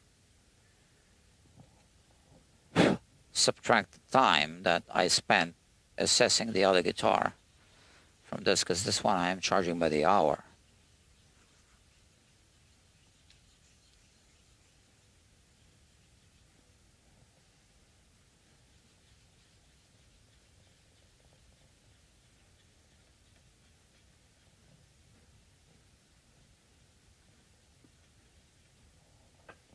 You see? I think that's from the lacquer, not from the super glue. Come on. Yeah.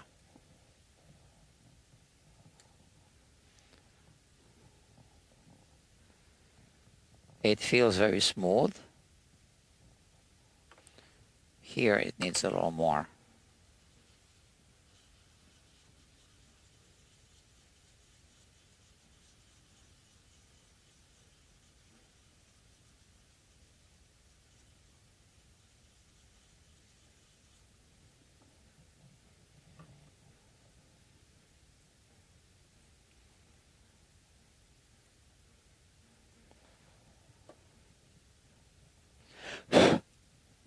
Yeah.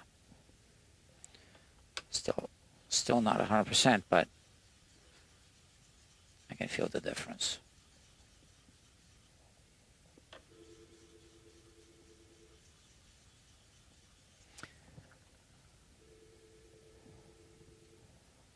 Oh, you can't even see what I'm doing. Sorry. Now here there's a fracture going through. Yeah, you can see that now. It's highlighting it. We're going to look at it through the microscope.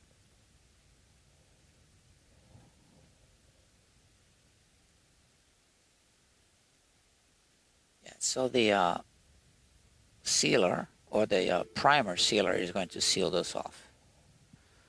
That's about it. Yeah. It's a hairline fracture. It's nice and smooth. Just a little more here.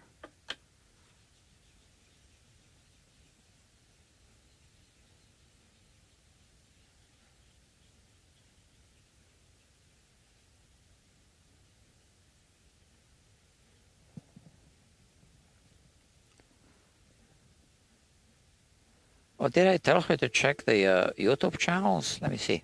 I think I did. No, I didn't even do that. I guess she checked because it did say your appearance on my channel.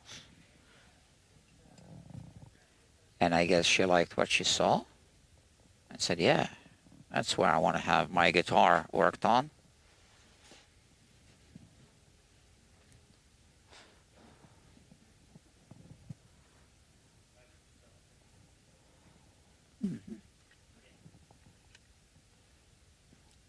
There's just one spot left here.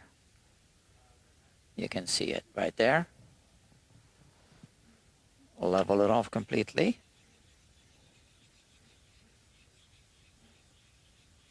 See, it's coming down. And this is so smooth, you can't feel anything with your finger.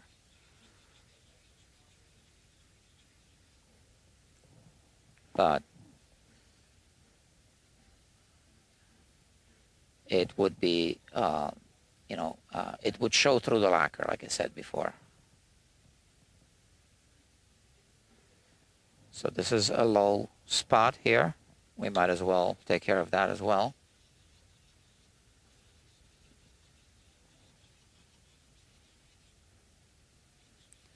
Mostly because of that line.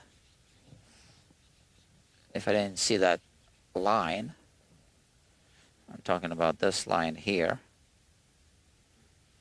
So this is the glue joint showing through, you see? It continues like that because it's built like a Gibson, because it's really a copy of a Gibson. It's got these two wings, right? The two sides like that. So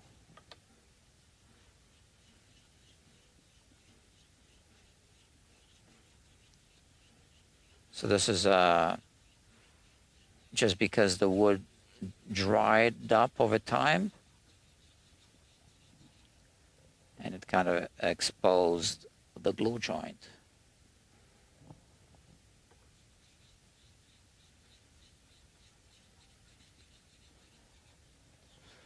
So I'm not going to be spraying it on camera.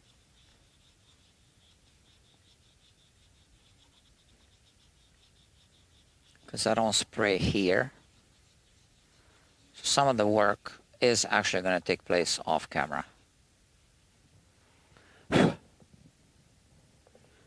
Which means maybe I don't need to worry too much about that assessment that happened during the live stream.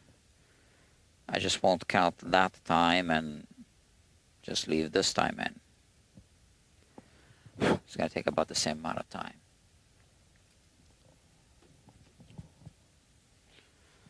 So let me see. Okay, I still feel some transitions on the treble side there. Mostly here. Right here. I feel something.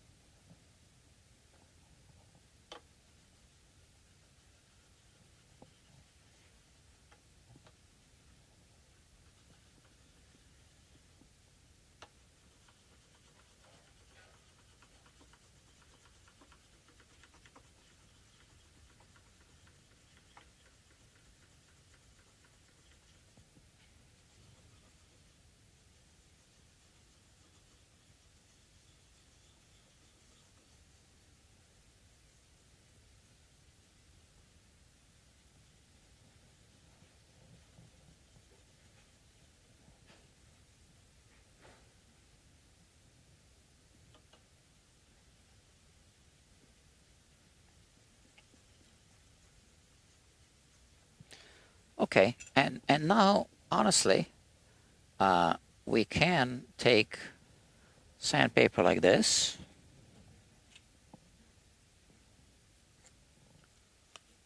and go over it, no problem, just lightly.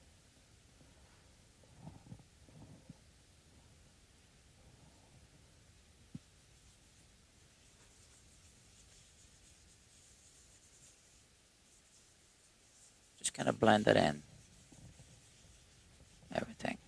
And this allows me to kind of wrap around as well, over here.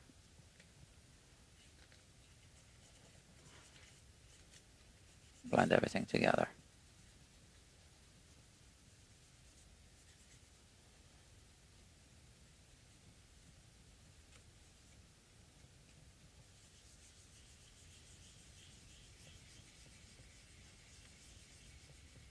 So we'll be spraying this.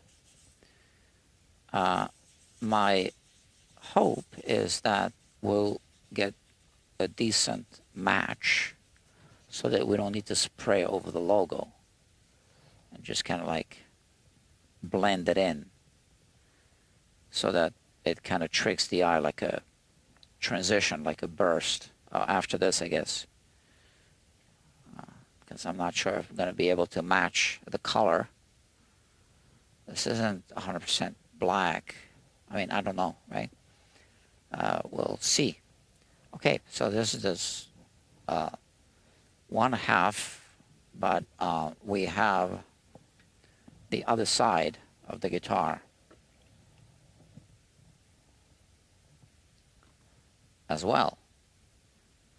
And that's still, you know, rough, untouched. You know, I haven't done anything to it yet. But I need to prep something, maybe like something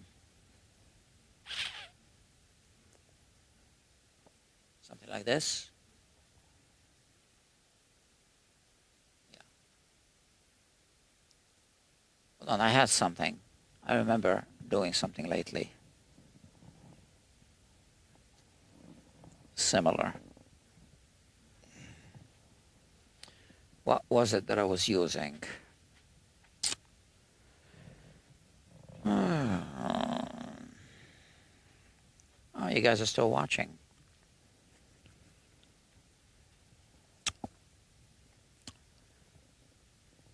LMAO.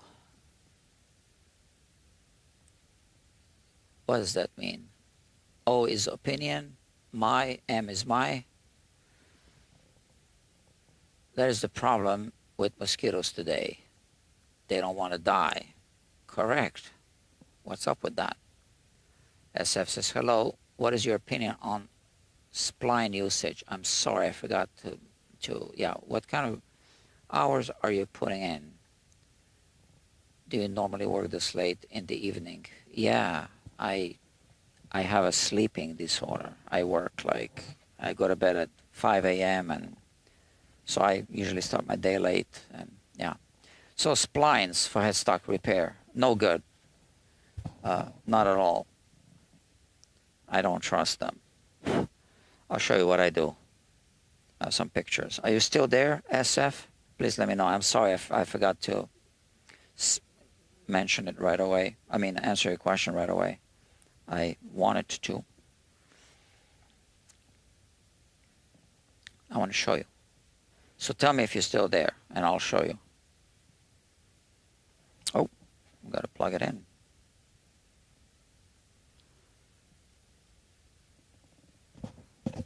Yeah, the thing is that I function well in the evenings. Yes, you're still there. Excellent. So what I'll do is I'll show you on my phone, okay, quickly, briefly, because like I said, I am charging by the hour.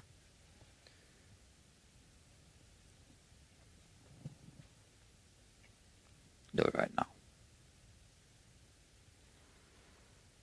Okay. Let's set it over here. Point the camera down. And focus. and switch. So this was a Gibson headstock that had been previously repaired without clamping, I believe. So there was a bunch of dried up glue. Is it going in this direction? Yeah. You can see when I shine the light, you can see all the glue inside, all those, I don't want to call them crystals. They're not crystals, but whatever. You see, that's the glue that was there. So you couldn't get good closure. So I had to, yeah, so I had to, you know, scrape out whatever I could, I guess. And then even when I re-glued it, you had this, because I couldn't remove all the glue that was already there. But I glued it up with then epoxy. There's some missing here, material, no big deal, but I started reshaping, right? You can see this. Oh no, this is not my work just yet. There are cracks there. There's no epoxy. So this is the glue, the old glue, right? Okay, I just clamped it to kind of see. And then when yeah, because after this clamping, you can see I opened it again. So, oh, and you see how it fractured here and here, right? You see that? So whoever glued it, they just put some glue, kind of closed it, and left it overnight, I guess, without clamping. Because when you clamp it, you get squeeze out. So you cannot re-glue this. You're going to need to do some kind of reinforcements. And splines just won't do the trick. So here, I scraped as much as I could, and you can see my scrape marks like that, just to get better closure. But again, I had to use epoxy. This is another headstock repair that was previously botched, and I had to work on that. But here is my initial glue-up job on this with epoxy, wood epoxy. Right? So I got squeezed out as much as I could. And then I started sanding off. So the epoxy filled this, but this is all going to go away. You'll see in a moment. You see? Just took it all off. Okay.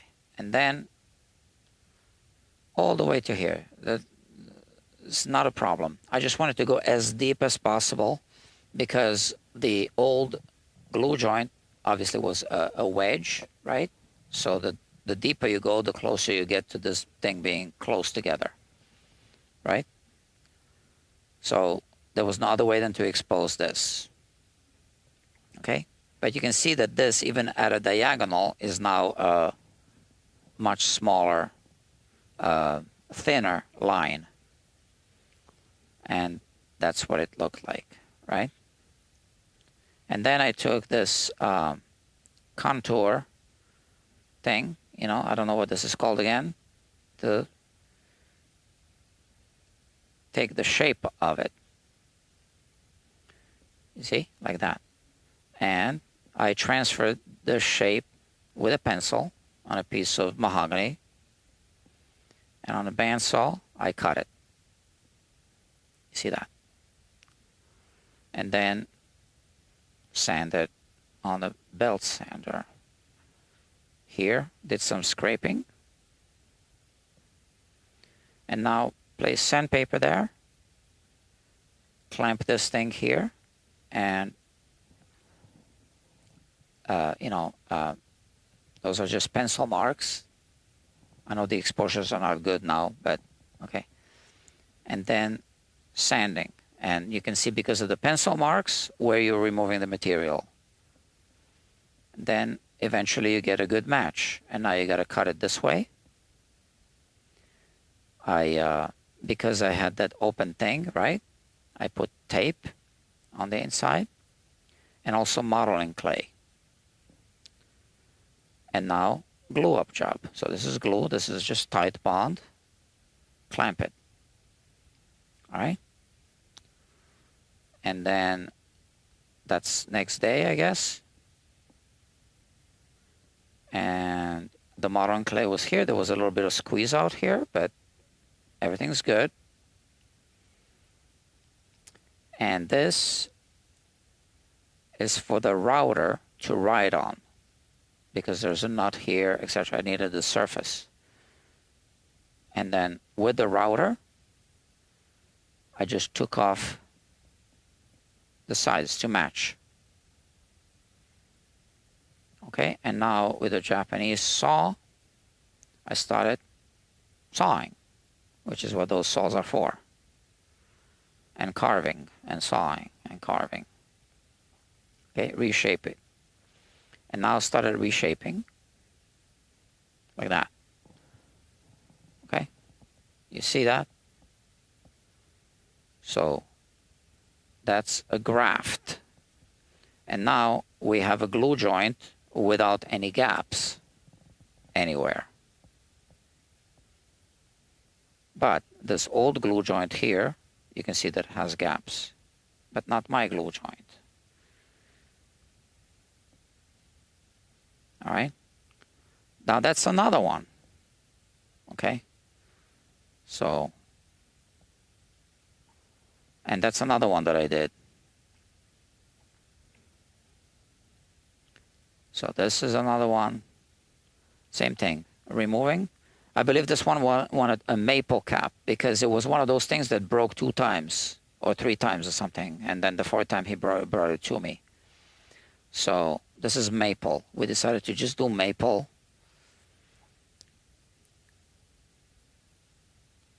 Cutting. The same procedure. You can see that.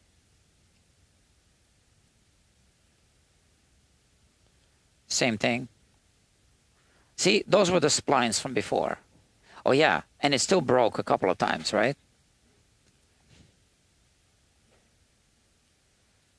Clamp, clamp, maple cap.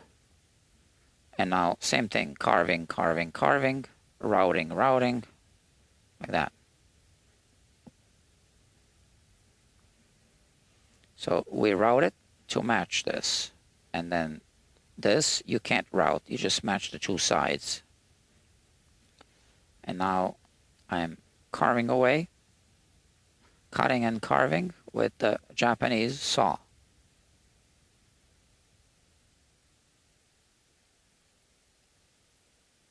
Like that.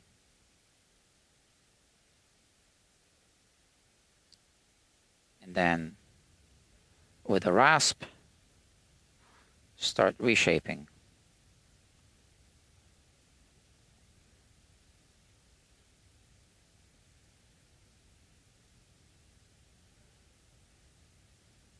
Okay, and it looks like this. So you have mahogany, maple, which is what a neck should be made out of, not mahogany. Right?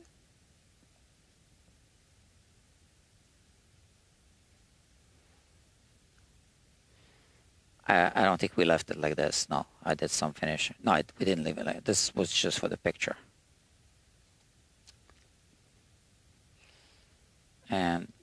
And then there's this one. Look at that. So this one I did about a couple of years ago, I guess. Oh, 2022. Look at that. There's a date here. And then there's this one. There was a screw extraction. So this one, it was re-glued and then broken again.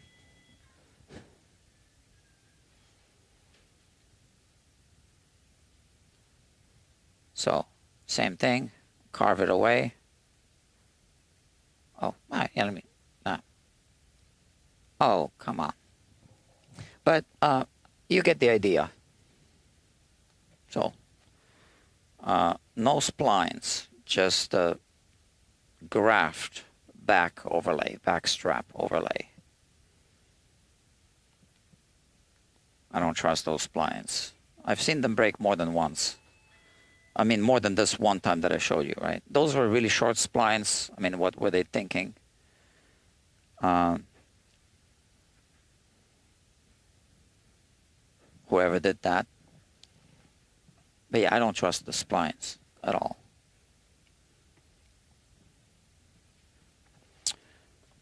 Okay, so now we might be able to use this.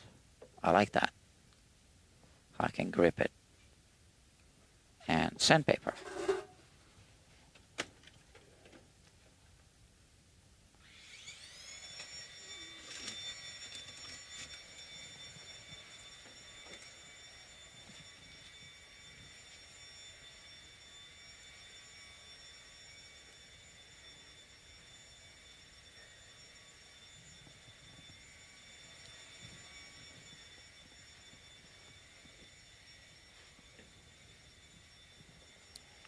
So I have a like woodworking shop, right?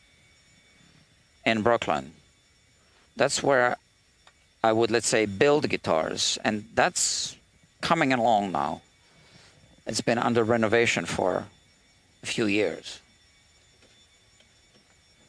So I don't want to do that kind of work here. But I want to equip the woodworking shop with cameras and do the same kind of live streaming kind of building and woodworking from there. Have 2 locations. And I want to build more guitars. And I have a particular model in mind that's based on a Telecaster, but different in a way that hasn't been done before, actually, ever. Never. Which will have to include custom pickups for some models. Yeah.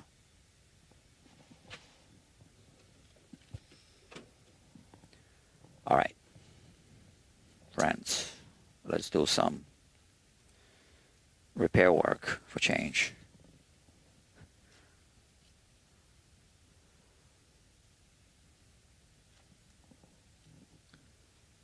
I guess that's okay. This. Okay, like that. All right, so I have like a multi-curve surface. I like woodworking. So when I say that I build guitars, I don't mean parts casters. That's not building, that's assembling. Building to me is you take raw pieces of wood and build, and cut and build, and carve. That's what I mean when I say building. So the Fender custom shop, builders, yeah, builders, they're just assembling Legos. You know, that thing that you pay for, like $5,000 extra to get a master build guitar. They're not carving the neck. They're not, making the body or anything. They're just assembling.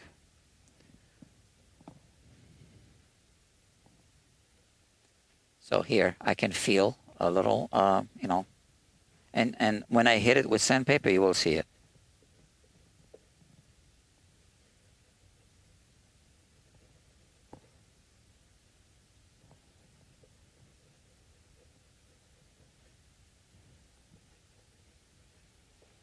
So when you do cosmetic repairs, it gets ugly before it gets pretty, right? Always. We know that's what's going to happen.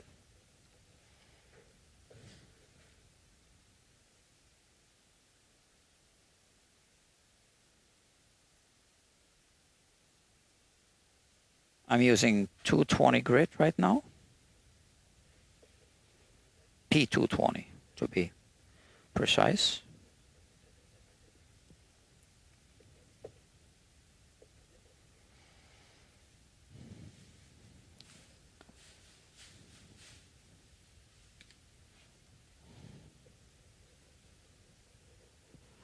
I gotta be careful not to hit this part with a sandpaper.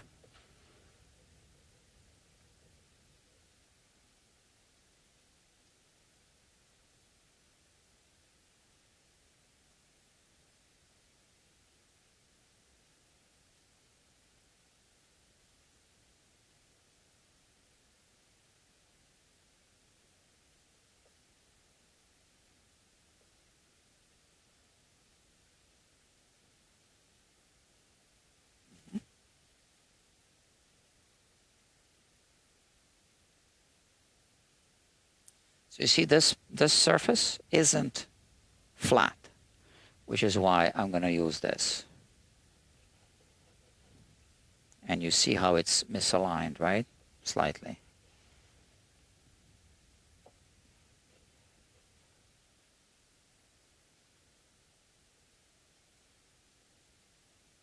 So you can see now that this is higher in elevation than this, and this is kind of blending. But there was simply no way to get it to align completely because of the internal end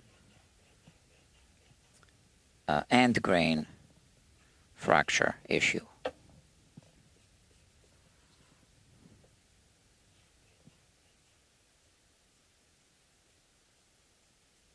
So I'm still removing just the lacquer.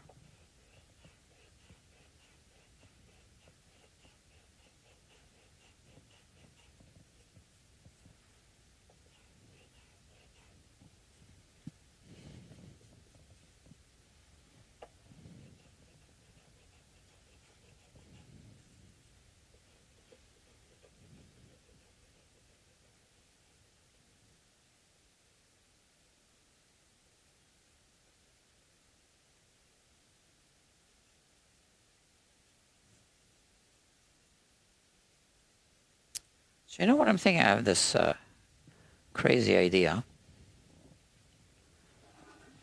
Part of this job. I was thinking of doing a stinger. What's a stinger?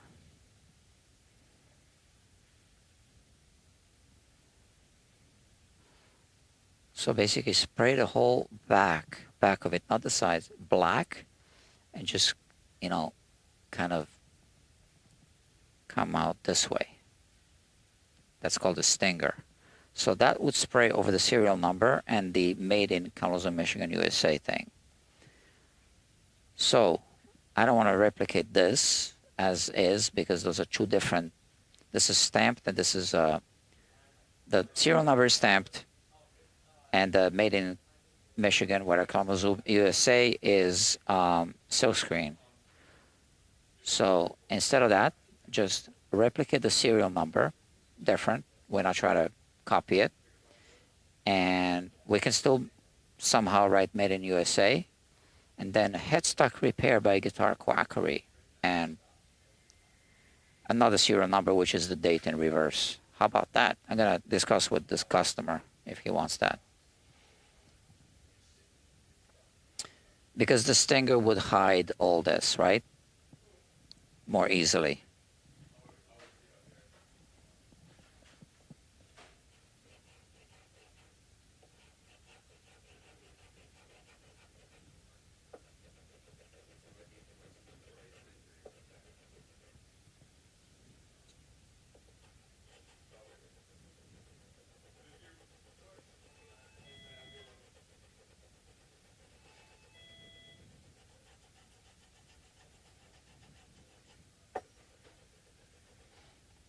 So there's two schools of thought about cosmetic repairs. Some people say that it's dishonest to hide it. I understand the logic, because you hide it, then when you sell it, it's like you're hiding the fact that something happened.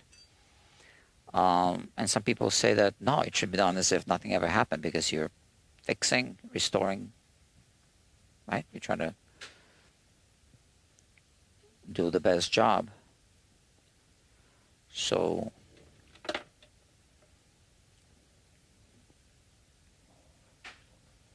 two schools of thought on this issue.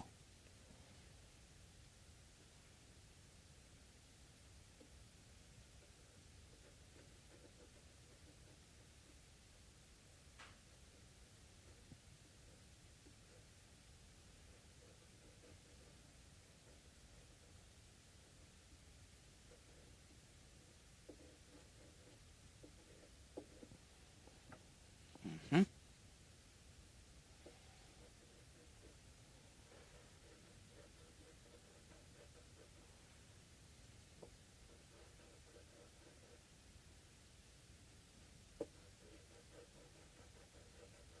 So yeah, so you want to use a hard surface, because if you just wrap it around your finger, it'll never even out. You'll smooth it out, but you're going to get a bumpy surface. So you start with this. At the end, we can use the finger or some kind of hard foam or something.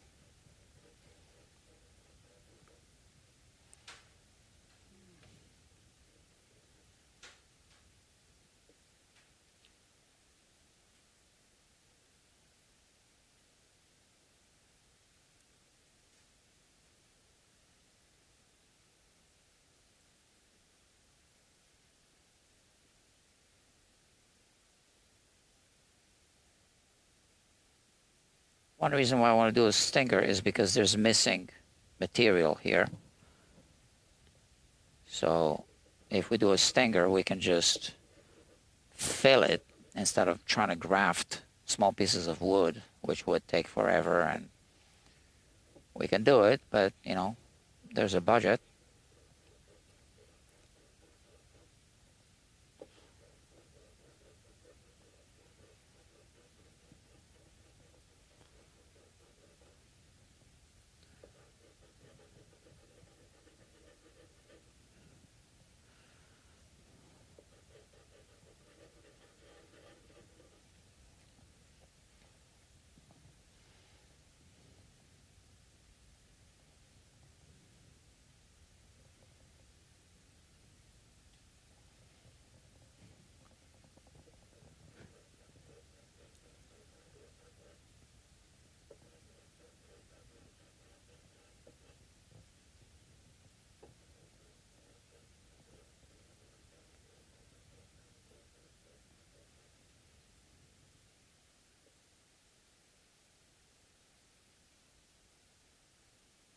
This feels better.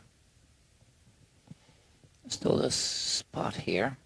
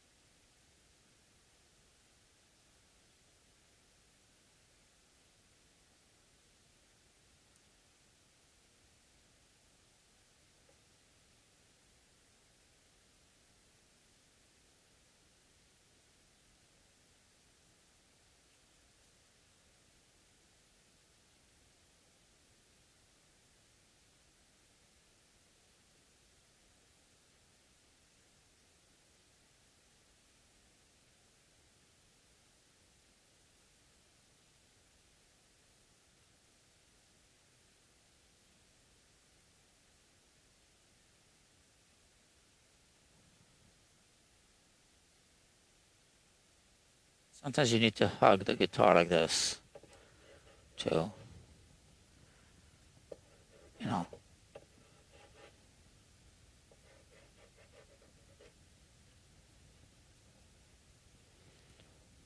I think for now this is good for this grit. And now we need to tackle the side.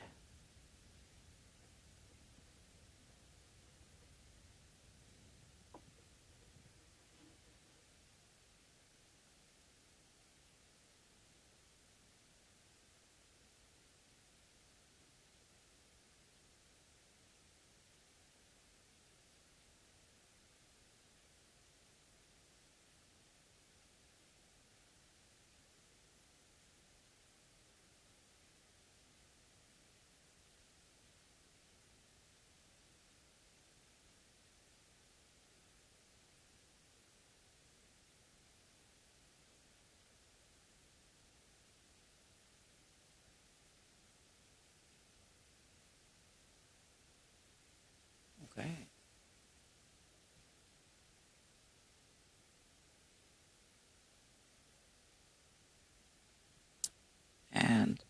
And that'll be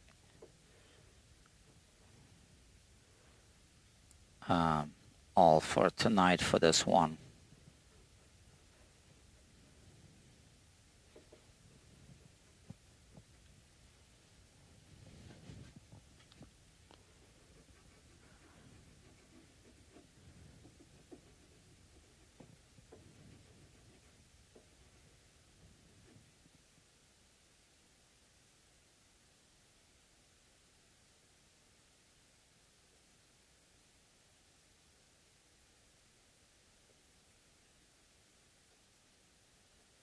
Yeah, I really like that we have a tight radius and long radius. That's really helping.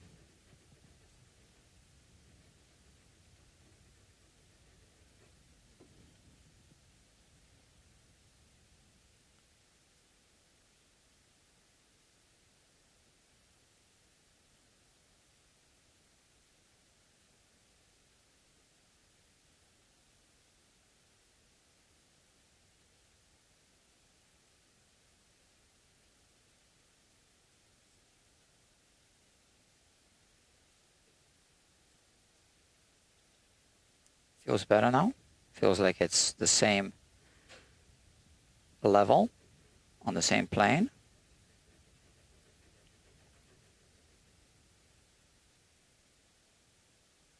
Although I don't think it is yet. It just feels that way. Here, maybe I need more, yeah. So it's important to just keep touching it.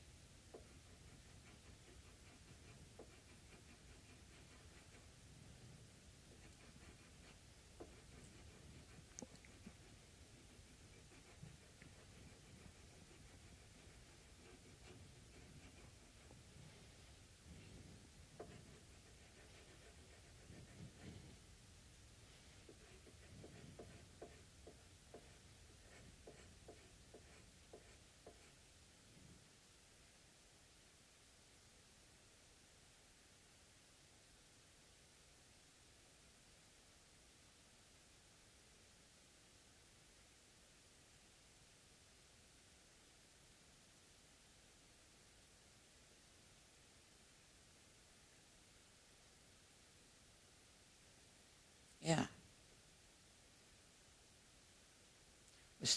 I still see this dimple here, right? So we want to completely remove that. Or maybe that's missing material.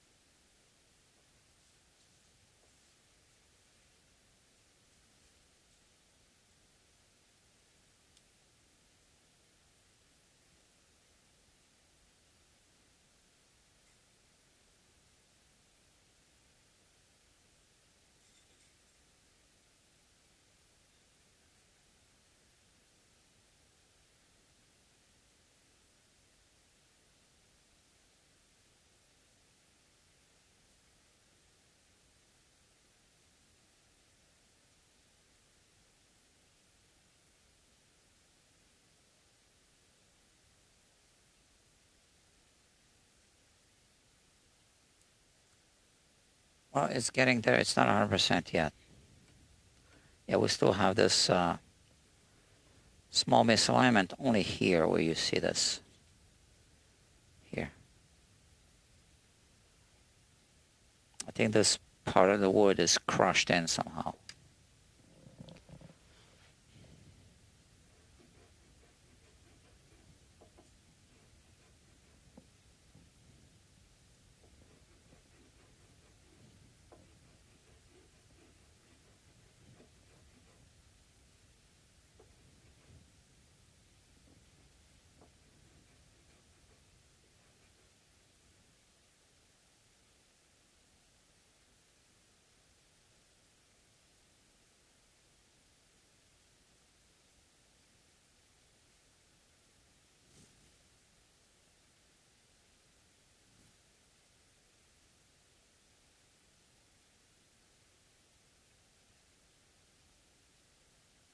This is giving me some problems now.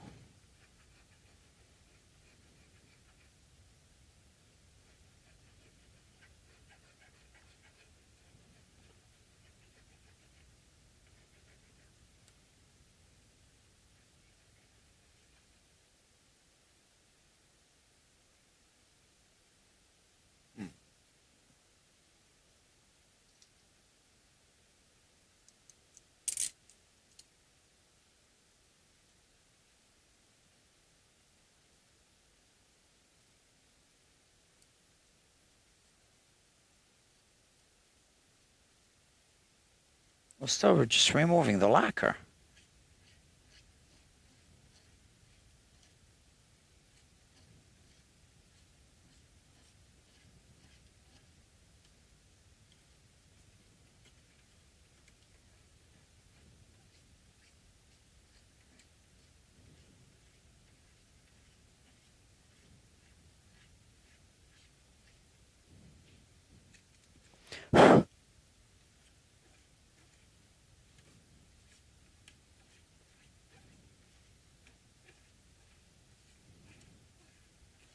How is it so thin? I mean thick.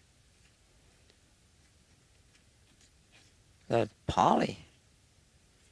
I was assuming it was nitro.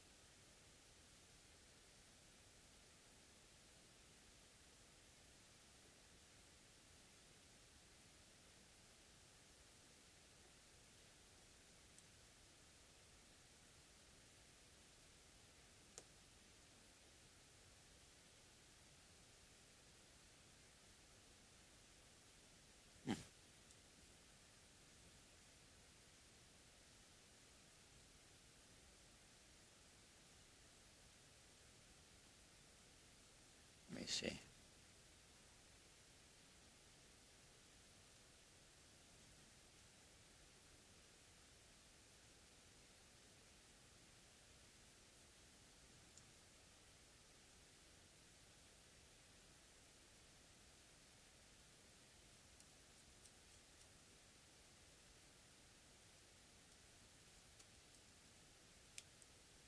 Well,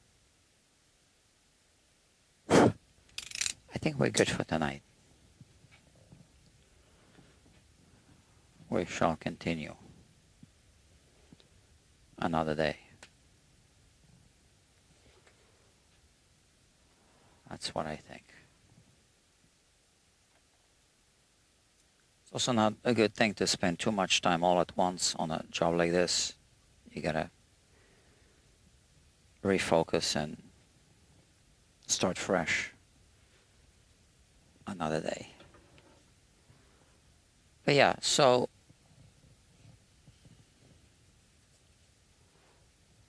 I think it feels good. I can't feel anything.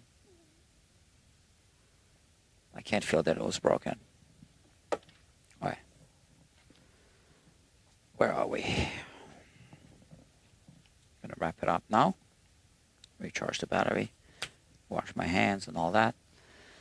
Okay. Thank you. Yeah, sure. Such a detailed photographic record, you mean on the phone? Yep. SF says, wow, great work. I guess referring to the grafts.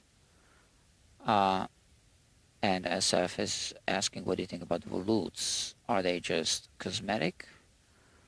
Or do they strengthen the headstock? Well, they do. I mean, it's more material. Seems like the tilted neck angle and the truss rod channel, they weaken the area. They do, yeah. So if the volute is outside of where the wood grain is running, then it makes no difference. right? If the volute is outside of where the fracture would happen, no difference at all. But if the volute, if the wood grain where it would fracture is running through the volute, then yeah, then you have more material. Have a great night. Grandpa Joe says, Guitar Quacker, I hope you brought your rain gear today. Rain to end at 4 a.m. So today I checked, and thank you for last time, and I came by Subway. And rain gear, I have proof here. Oh, this is my raincoat right there. Okay, so yeah, I got it.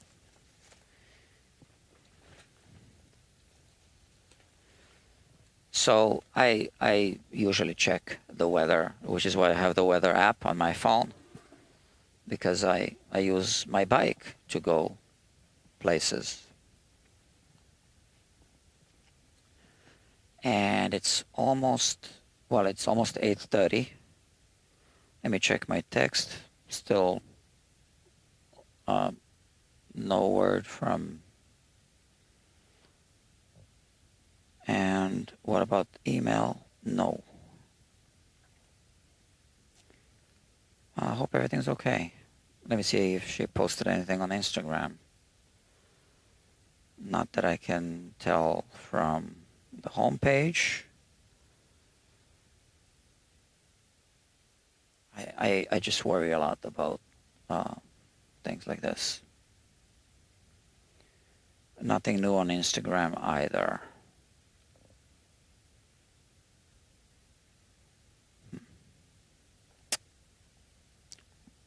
Yeah.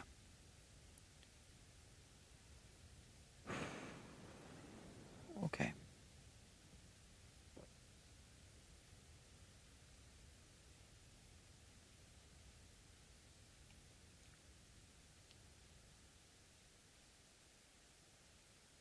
Anything I can do to help?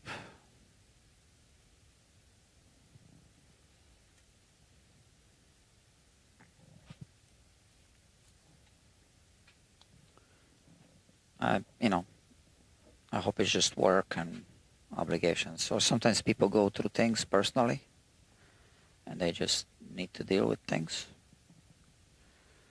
I just hope it's nothing.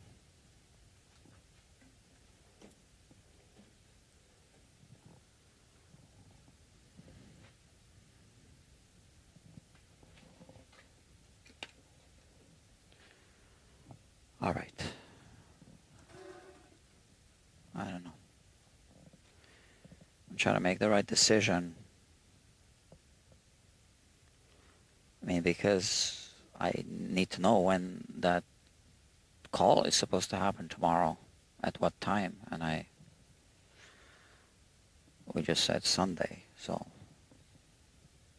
I need to know what time.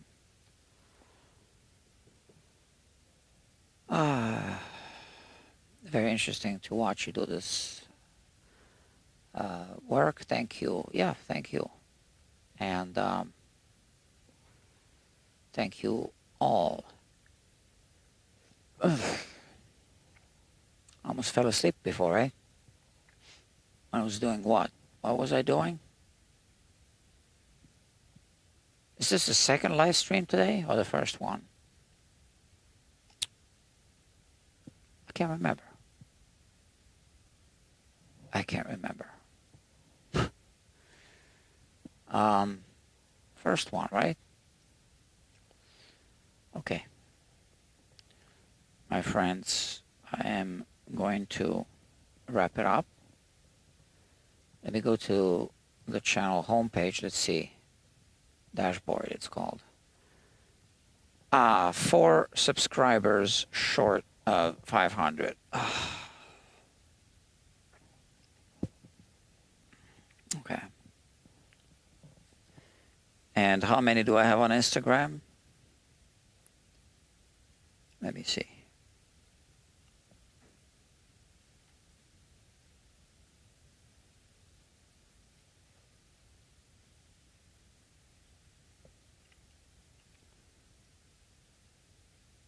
Pacifica.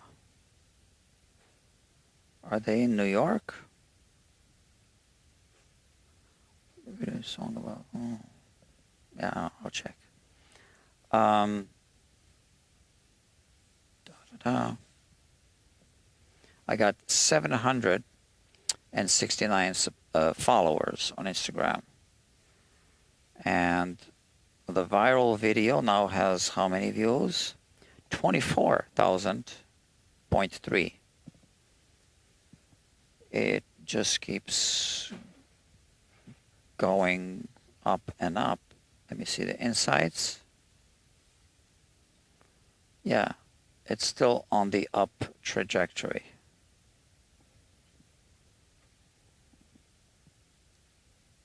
Focus.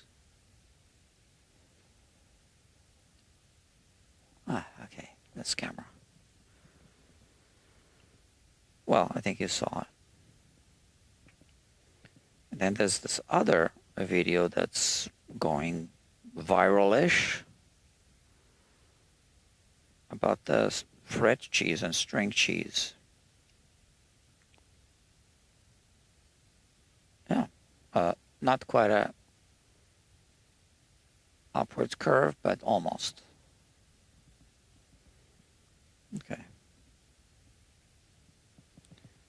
So, and then I posted a test reel, which means it's not publicly seen. No, it's not seen by followers. So how do I access those stats? Where's that? Well, I don't know. There's too many things to click on. Professional dashboard? Yeah, maybe. Oh, trial reel it's called. 414 views already. So this isn't showing up to my followers. Those are called trial reels. I was doing a bridge. I'm sorry, arched up bridge. In fact, I talked about the arched up bridge to the customer that was here. That I was just adjusting one. Whatever I told him. Something about an arched up guitar. This guitar, oh yeah, the binding. This guitar also had the damaged binding. It was a Hofner. So this focus isn't cooperating.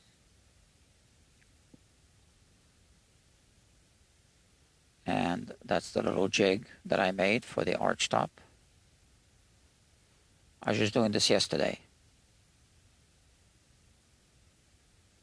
And then, so I don't do the whole thing. I just show the, concept on Instagram because the reels can't be over 3 minutes. And then I remind people to subscribe to Guitar Quackery on YouTube and to check out Guitar Quackery Live. So I don't know if that brings any viewers to YouTube or not. I'm just trying.